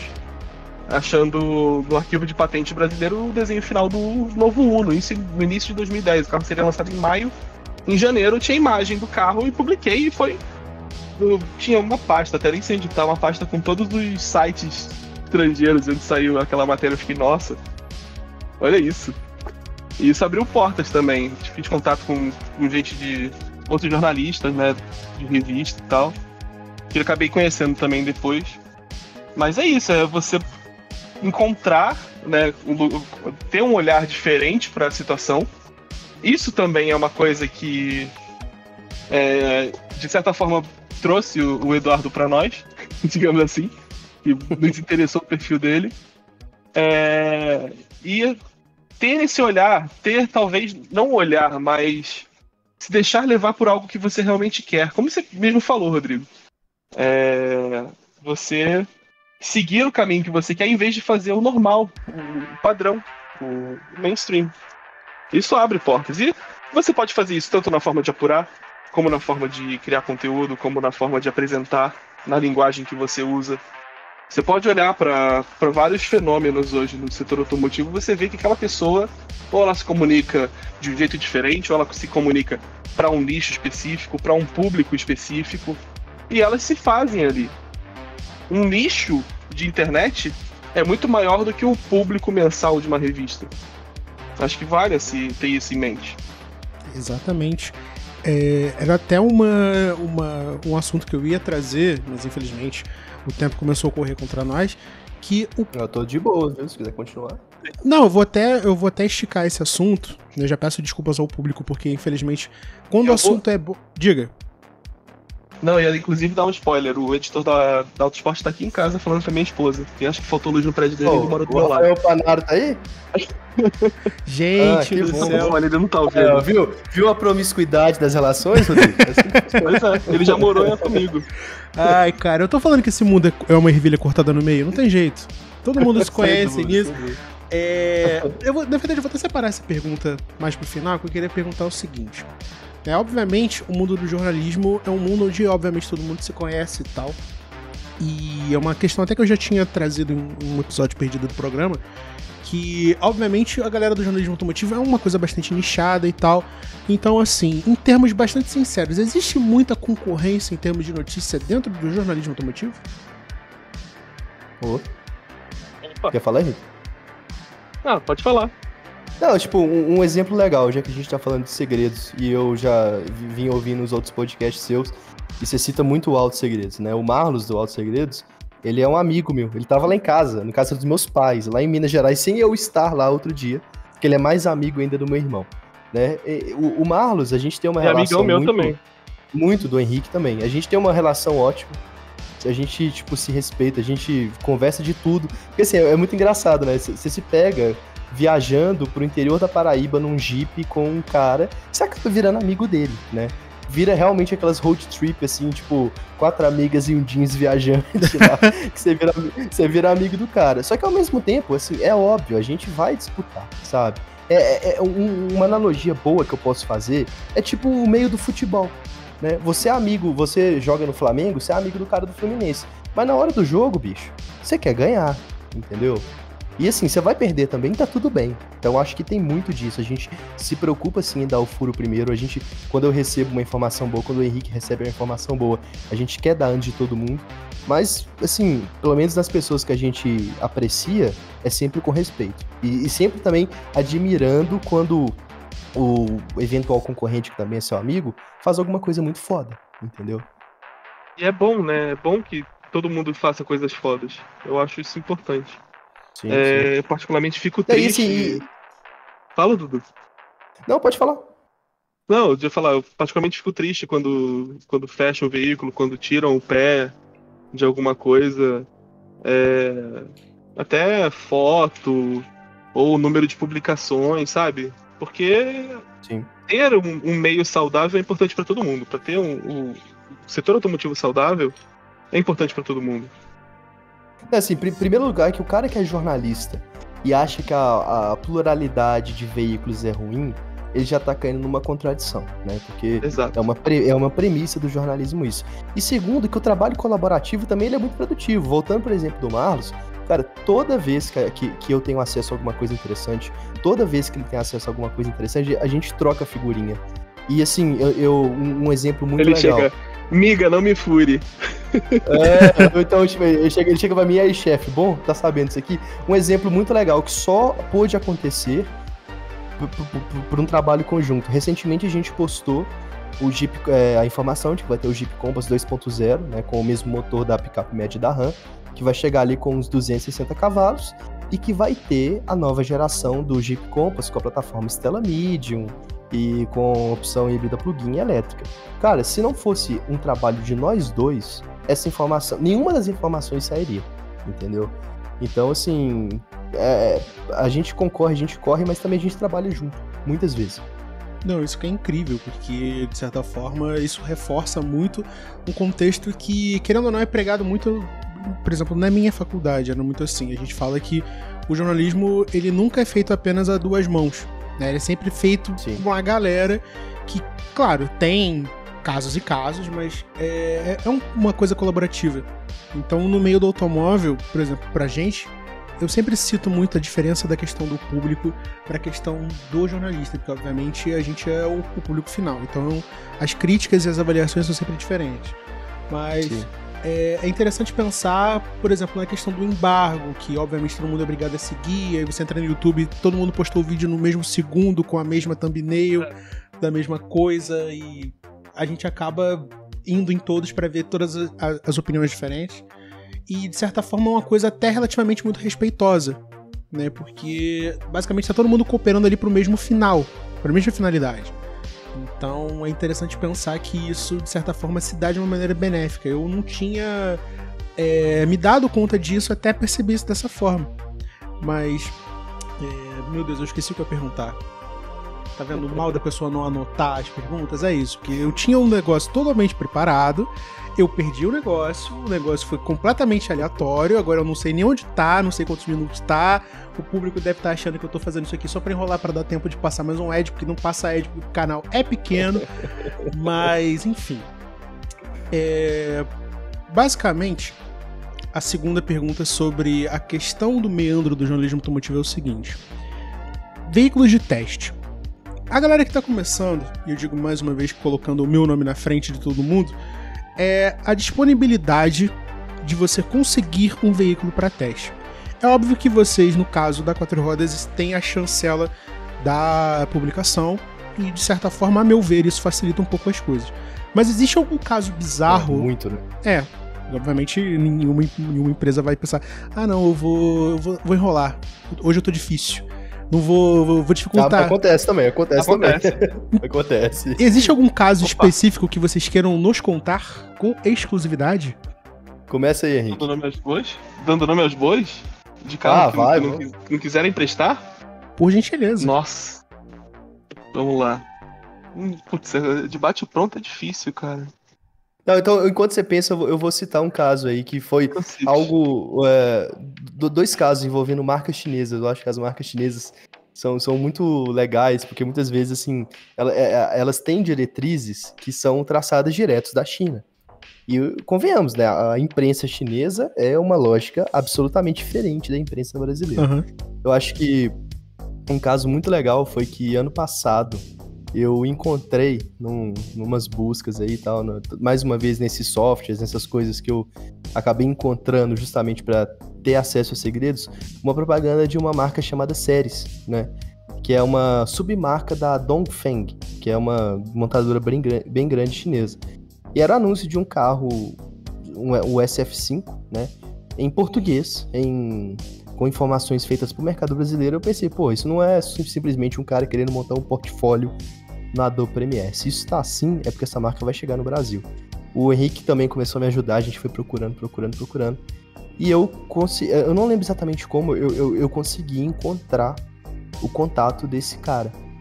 E que era tipo assim, o primeiro, sei lá, meio de campo da área de comunicação, relações institucionais dessa marca no Brasil. E foi uma negociação bem complicada, cara. Tipo, eles, assim, tinham um carro de pré-série, né? Eles estavam com medo de ceder o carro pra gente dar problema. E, assim, a marca nem sabia se ia chegar no Brasil ainda, né? Mas eles cederam o carro. Depois de muita insistência, o carro foi levado de plataforma lá pra minha casa, né? Na minha antiga casa. Ele veio de Brasília. O cara, esse cara das relações institucionais, inclusive, ele até meio que, tipo assim, entre aspas, despretensiosamente, me falou o frete, né, de levar esse carro de Brasília pra São Paulo, né, tipo, custou R$5 esse frete aqui, tipo, já me pressionando. Mas foi um teste muito legal, né? E foi a primeira vez que eu realmente, assim, à base de muita negociação, muita insistência, consegui um carro para testar. E já pegando do lado contrário, que foi inclusive o motivo, né, que a gente arranjou essa conversa, Rodrigo, foi o BYD, né? É até legal, assim, contar essa história. Por que a Quatro Rodas foi a primeira marca, a primeira publicação a testar tanto o Tan e o Han quanto o Song Plus? Pegando no caso do Tan e o Han, que chegaram ano passado. Porque a gente, lá atrás, olhou para a BYD, né, como uma marca global e pensou assim, esses caras são relevantes. Então o Paulo, que é o nosso redator-chefe, é o chefão de tudo, né? Que é um cara, assim, absurdo, que nos ensina o tempo inteiro, foi lá testar um ônibus elétrico da BYD. Durante o teste, assim, pelo que ele nos conta também, pelo que a gente imagina, a maneira polida de tratar, né, o conhecimento das informações, a elegância no trato de todo o teste como um todo, para falar bem e para falar mal, mostrou aos chineses, e quando eu falo chineses, é realmente os chineses da BYD que moram aqui no Brasil, que talvez a gente fosse o veículo ideal para fazer o teste com o nível de profundidade e entendimento que eles queriam de dois produtos importantes. E a gente foi convidado, lá mesmo, a ser os primeiros a testarem esses carros, né? E aí, assim, a relação se manteve boa, saudável. E por que eu digo que não é só falar bem, né? Por que isso não é pechada, igual teve gente aí falando na internet abertamente? Porque a gente foi o primeiro a pegar o Song Plus, isso foi mês passado, e o carro tava com problema, né? E era um problema significativo, porque, pelo que nos foi falado, isso tá lá na publicação, era um carro, assim, de homologação, e tinha um sensor que tava, assim, eu não consigo entrar em detalhes, mas ele tava meio configurado para combustível chinês. E quando ele via as características, talvez a sonda lambda ali e tudo mais do combustível brasileiro, ele cortava o motor a combustão, né? E aí a gente tinha que usar só a bateria e o motor elétrico, o carro híbrido plug-in, a bateria pequena, e tava ficando inviável. A gente teve que recorrer à engenharia da BYD aqui no Brasil. Eles nos instruíram tipo, toda vez que isso aconteceu umas 4 vezes no total, desconectar o polo negativo da bateria, esperar o carro resetar e tudo mais. Assim, eu tenho certeza, cara, que o pessoal da BYD ficou chateado pra caralho, porque justamente no primeiro híbrido plug-in deles, um carro de mais volume, aconteceu um problema desse. Só que a gente não podia deixar de falar disso, tanto que isso foi falado no texto, né? Inclusive, isso foi falado com bastante ênfase. Só que, assim, é algo que, inclusive, a gente é muito cobrado, é ter elegância na hora de criticar. Não é bacana, e eu concordo com a linha editorial da revista nesse aspecto, não é bacana você ser verborrágico, sabe? Falar, esse carro é uma merda, esse carro é um lixo, aí é o chinês, como que é? A gente falou com as devidas palavras, isso é um problema considerável, né, que a gente passou aqui e tudo mais. E eu acho que esse tipo de coisa te ajuda demais numa próxima negociação, entendeu? Então, assim, essas são duas histórias muito interessantes no trato com as montadoras chinesas que, assim, eu acho que são algumas que eu já lidei mais e, de certa forma, eu tô mais presente na trajetória delas como um todo aqui no Brasil do que as ocidentais, digamos. Aí tem alguns pontos pra colocar. O primeiro, tem uma fabricante chinesa que não tá gostando muito de prestar carro pra gente atualmente. E o segundo, existe muitos jornalistas que têm medo de fazer crítica a um produto. Só que o fabricante, ele paga para agências, né, fazer o copy, né, das coisas, pegar todas as matérias, fazer um compilado, e elas também fazem um posicionamento de como é aquela notícia. Ela é negativa, ela é positiva, ela é neutra. E esses levantamentos, esses relatórios também apontam, olha, tem críticas, mas essas críticas têm fundamento. Então não tem o que fazer. As críticas são verdadeiras. A gente sabe que o nosso produto tem esse problema. Não adianta ir contra isso. Tem que lidar com isso. Então, se a gente se mantém... o fato de se manter nessa linha, né, de ser coerente, também reforça a nossa imagem. Não só da revista, acho que do jornalista, de qualquer jornalista que é coerente na sua trajetória, né, no seu trabalho. Faz todo sentido, porque de certa forma você está impondo, assim, da melhor maneira possível, que a avaliação e a importância da opinião é tipo, primordial. Porque, de certa forma, você tá fazendo a promoção daquela marca, daquele produto e tal. E a forma como o público vai interpretar isso pode ser benéfica pra galera que tá emprestando. Então, é uma coisa até que eu acho... Eu já vi isso em algum... Acho que foi a finalização de algum vídeo de vocês. Eu não vou saber qual, porque, assim, minha memória é horrível. Mas é o jornalismo que não tem rabo preso. E, de fato, não tem mesmo. Porque vocês estão se propondo a deixar claro que não aconteça o que acontecer, o imprevisto será relatado, e isso será mostrado de maneira crua, obviamente não de maneira crua que eu tô dizendo, tipo um jornalismo policial, claro, mas tô falando que aconteceu e vai ser mostrado, inclusive o que leva a um questionamento que eu queria fazer. Longa duração é uma coisa que eu acompanho há décadas, né? Então, inclusive já pautou compra de alguns carros aqui em casa, né? Mas eu queria saber de vocês, como é que se dá essa dinâmica dentro da redação, do longa duração? É uma coisa de extrema importância? Claro que todos os quadros da revista são de extrema importância, mas como é que se dá essa dinâmica? É uma coisa muito trabalhosa de se fazer? É divertido? É chato? Contem pra gente. Olha, como eu sou o pai da sessão há alguns anos já, enfim, a dinâmica é a seguinte: os carros precisam rodar e nós precisamos pensar em pautas, e as melhores pautas são ocorrências. Pensando friamente, é importante que o carro tenha alguns problemas. Compass, por exemplo, na última edição precisou de 2 páginas só para ele, porque foi uma enxurrada de ocorrências. O carro teve bomba danificada, parou no meio da Paulista. E, em contrapartida, a Fiat Strada...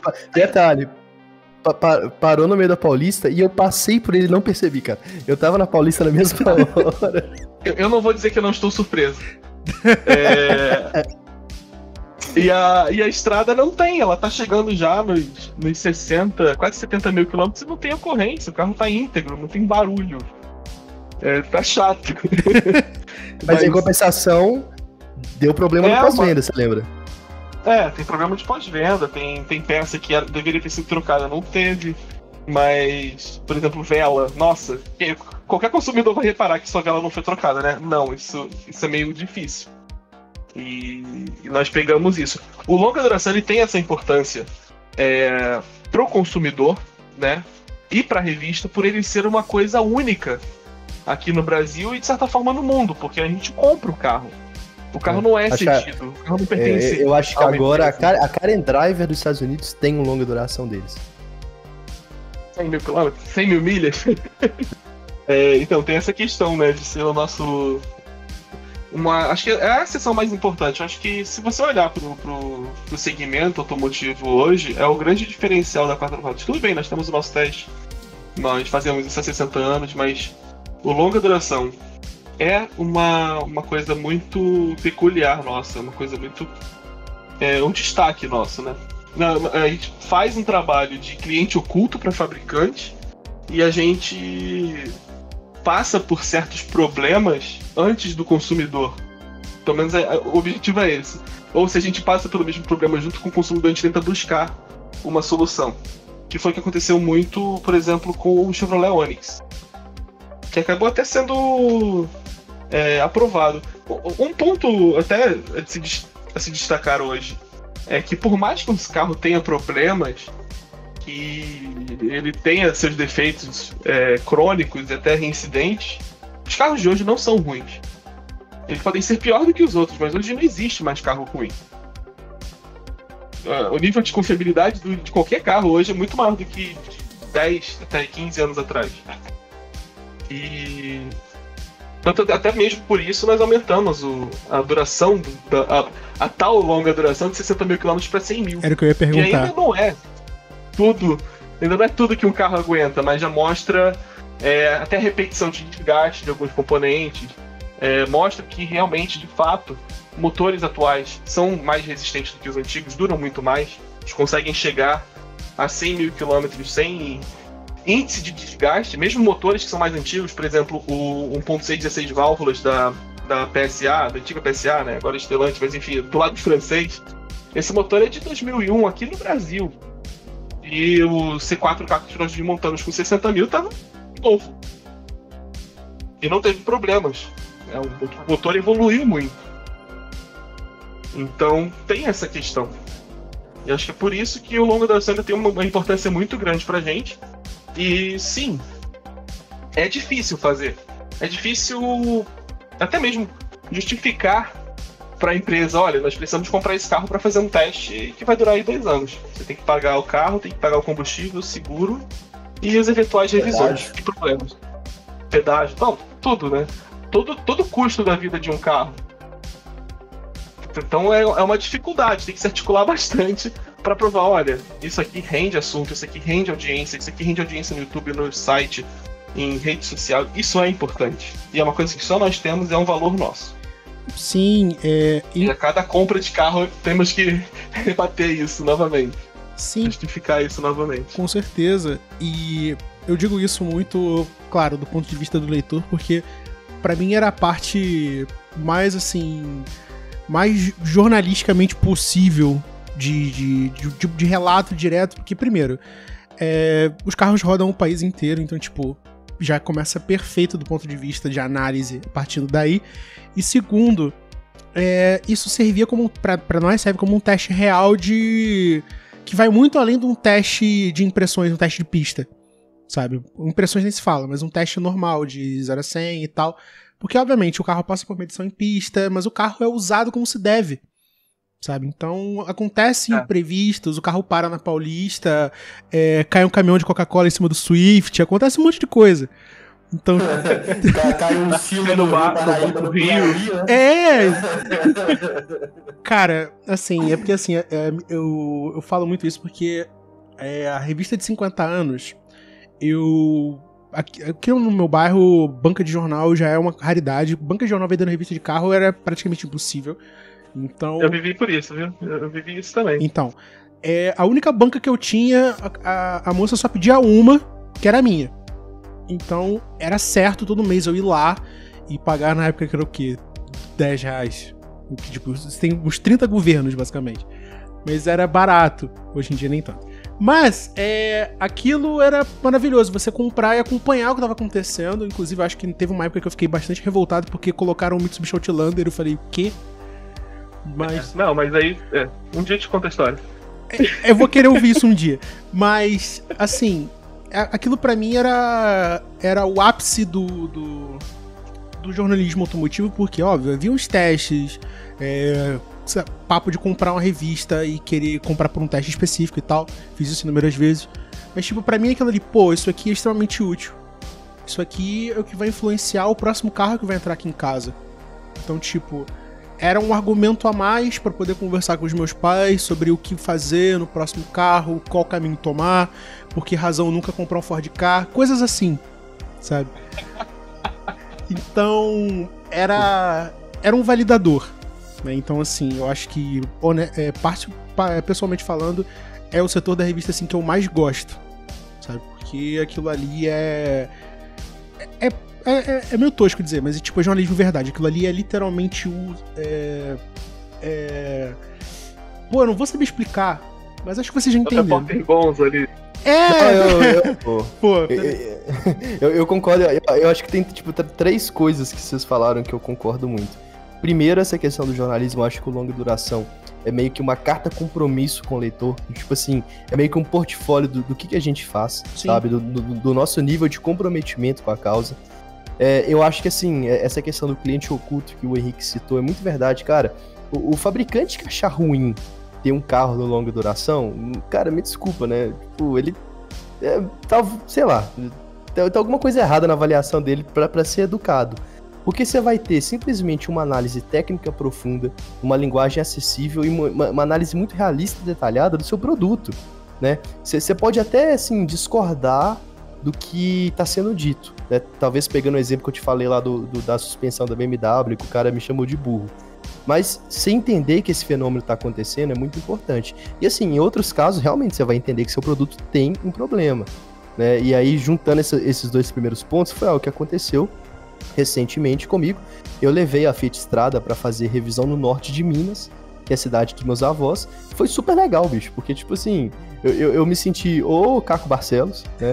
Tendo que levar o carro lá, tipo, meio que fingindo. A mulher pergunta assim, ó, esse carro tá no nome do fulano de tal, que é o nosso operador logístico, digamos assim, não vou entregar.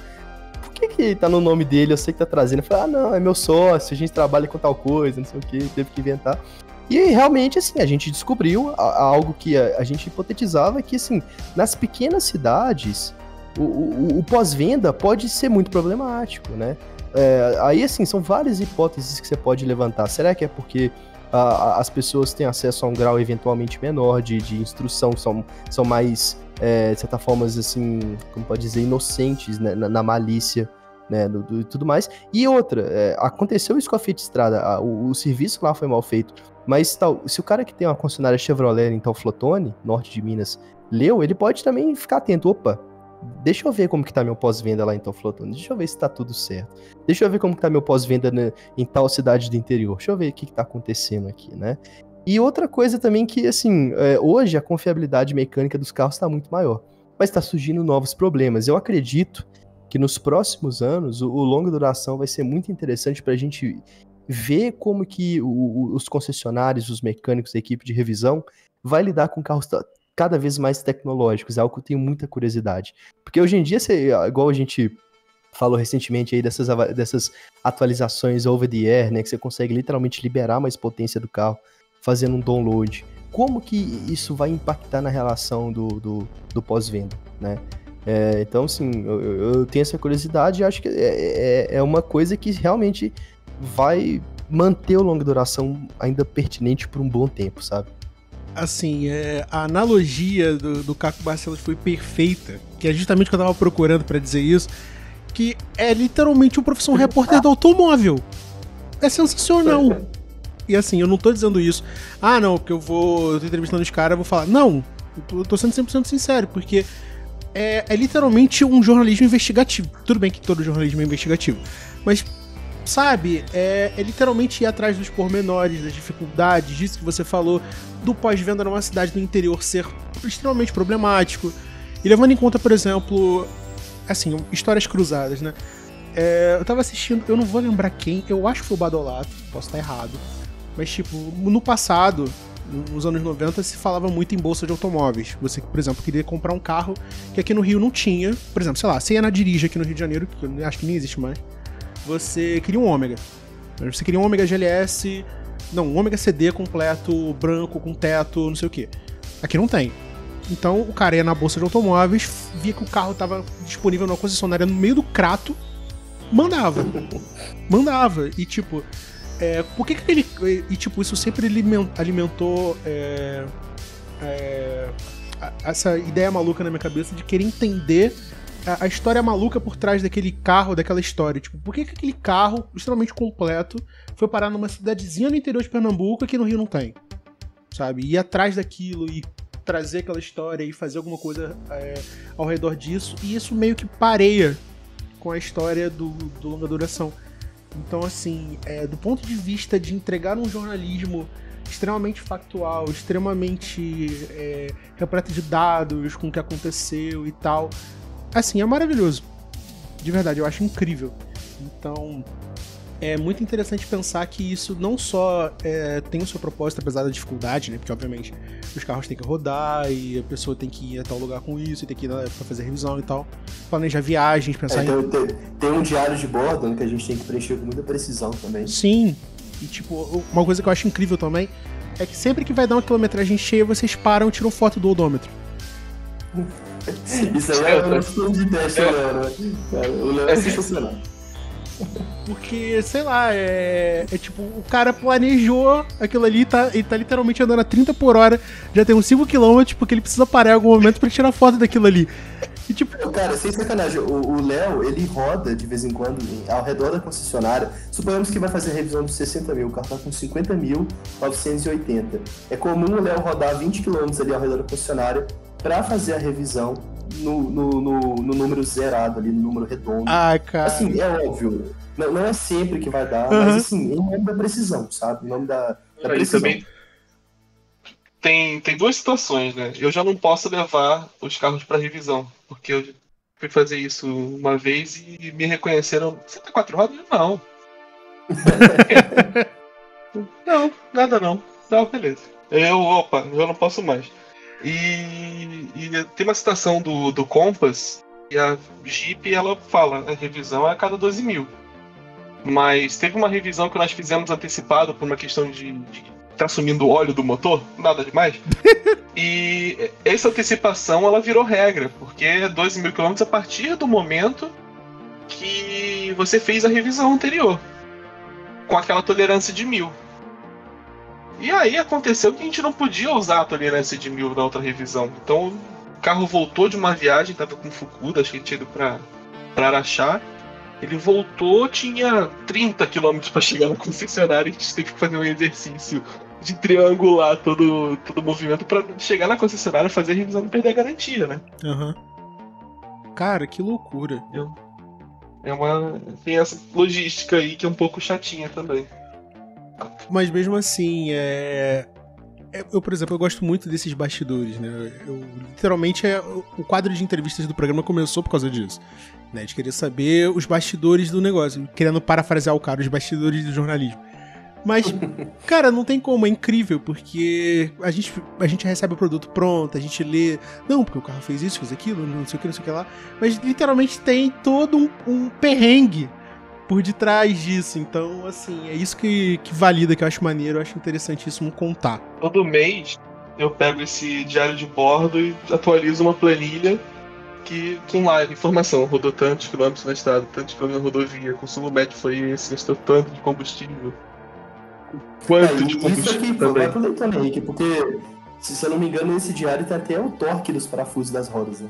Não, tem tudo ali. A gente faz o acompanhamento até do desgaste de cada um dos pneus, em cada posição. Maravilhoso. A gente faz um eixo e marca ali o desgaste do pneu. Inclusive é outro problema do Compass, né? Tá fazendo barulho do pneu. A culpa é do pneu. Trocaram o rolamento e programar o pneu. Essas coisas. Eu fui pra Belo Horizonte no fim de semana passado, formatura da minha prima, né? Família toda reunida lá. E meu tio, que é tipo o tiozão que gosta de carro, já dirigiu cada modelo dele 100 mil quilômetros, falou exatamente isso. Falou, nossa, o pneu do Compass é barulhento. E eu anotei isso, eu tô com isso na cabeça aqui, tava na pauta pra conversar com o Henrique pessoalmente depois. Né? Cara, que louco. De verdade. É tanta coisa que você vai pegando, assim, vai colocando, que de fato o negócio só se dá por terminado ali na desmontagem do carro. E isso que eu sempre achei incrível. Porque, cara, eles vão literalmente desmontar um carro novo. Como é que pode um negócio desse? E todo mundo, por exemplo, a galera que eu comento isso, que entrava em desespero. Como é que pode, cara, o carro novo, o carro todo despedaçado, tirando foto. Aí, tipo, respondam essa pergunta se for possível. Se não for, eu vou entender. Mas literalmente esse carro é desmontado até o osso, depois remontado e vendido? Sim. Eu conto isso no vídeo do Onix. Que nós já fizemos o vídeo com o carro montado. Cara, que loucura. O carro loucura. é vendido. Que loucura. Daqui a pouco ele tá no mercado de novo. Cara... E, cara, ele tá até melhor do que antes. é isso que me quebra. Porque como é que pode o carro literalmente desmontado até o talo, volta... Porque antes ele foi montado numa fábrica, por um robô. Agora ele foi montado artesanalmente como um Rolls Royce, por um japonês. Nossa senhora, o nível de exclusividade... Aí você for só um nível de exclusividade jamais visto em nenhum outro tipo de publicação, realmente. 4 rodas provando seu valor aí ao longo de 38 milhões de anos de publicação. Gente, infelizmente, em razão do horário, a gente tá chegando em 1h50 de bruto. A gente vai ter que cortar, porque eu conheço meu público. Se bater 2 horas, eles vão simplesmente assistir outras emissoras, eles não tem motivo. Então, meu sincero agradecimento, tá? Vocês sempre serão bem-vindos aqui no GPC. Voltem sempre que puderem. E, assim, contatos feitos. Por favor, deixem seus agradecimentos, digam o que acharam, o que a gente pode melhorar. E é isso. Eu vou começar, né? Eu sou o mais baixo da hierarquia, meu primeiro. Primeiro eu queria dizer, né, que chove copiosamente em São Paulo. Então... Essa foi ótima. Cara, as minhas redes são todas @ENBPassos. E de Eduardo, N de novembro, B de bola e passos.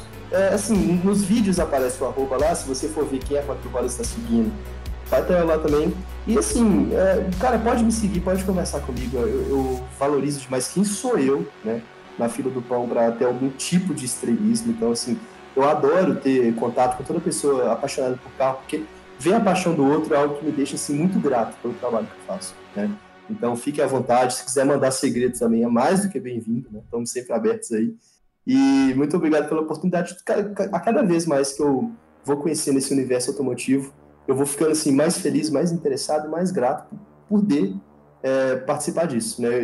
Teve um dia que uma pessoa veio me chamar falando que ela estava assim, simplesmente em êxtase por causa do Pulse Abarth. Eu falei, bicho, fico feliz que eu pude te dar essa informação, né? Fico feliz que eu pude te dar esse sonho aí, né? Espero que você compre e goste. Se não gostar também, a culpa não é minha. Mas é isso, muito obrigado e tamo junto. Bom, ele falou do Pulse Abarth, eu vou usar isso como um gancho, porque esse foi um dos carros mais surpreendentes pra mim nos últimos tempos de ter dirigido. Depois de alguns anos é mais difícil você se surpreender, né, com cada lançamento de carro. Mas esse carro realmente conseguiram fazer o Largo se transformar numa coisa bem, bem interessante. Mas fica aqui meu agradecimento por ter participado desse papo aqui. A coisa que eu mais gosto de fazer é falar de carro um tempão, sem ser interrompido por alguém que não gosta. Mas, cara, obrigado por a gente também ter contado um pouco da nossa história, da história da revista, do que acontece, de como é feito isso aqui. E já respondendo uma das perguntas, né, que você fez ao longo da entrevista, o que fazer para entrar nesse segmento? É isso aqui, é um podcast, é criar alguma coisa, criar conteúdo e se apresentar ao mundo. E é bem bacana esse papo aqui, esse formato. Eu até me lembro os tempos de blog, quando a gente fazia uma coisa assim mais solta, sabe? É bem bacana. Parabéns. E fica a minha rede social, é @Henrique Rodrigues no Instagram. Pode me chamar a qualquer momento, eu sempre vou estar disposto a falar de carro. E é isso aí. Bom, galera, pra você que por acaso, por alguma razão, talvez com muita cera no ouvido, não conseguiu pegar as redes dos dois, eu vou colocar aqui na descrição do YouTube e também do Spotify ou do seu agregador de podcast favorito. E muito obrigado pela audiência de vocês. A gente espera vocês em mais um episódio do Podcarro Entrevista. Então, muito obrigado e até a próxima. Tchau, tchau.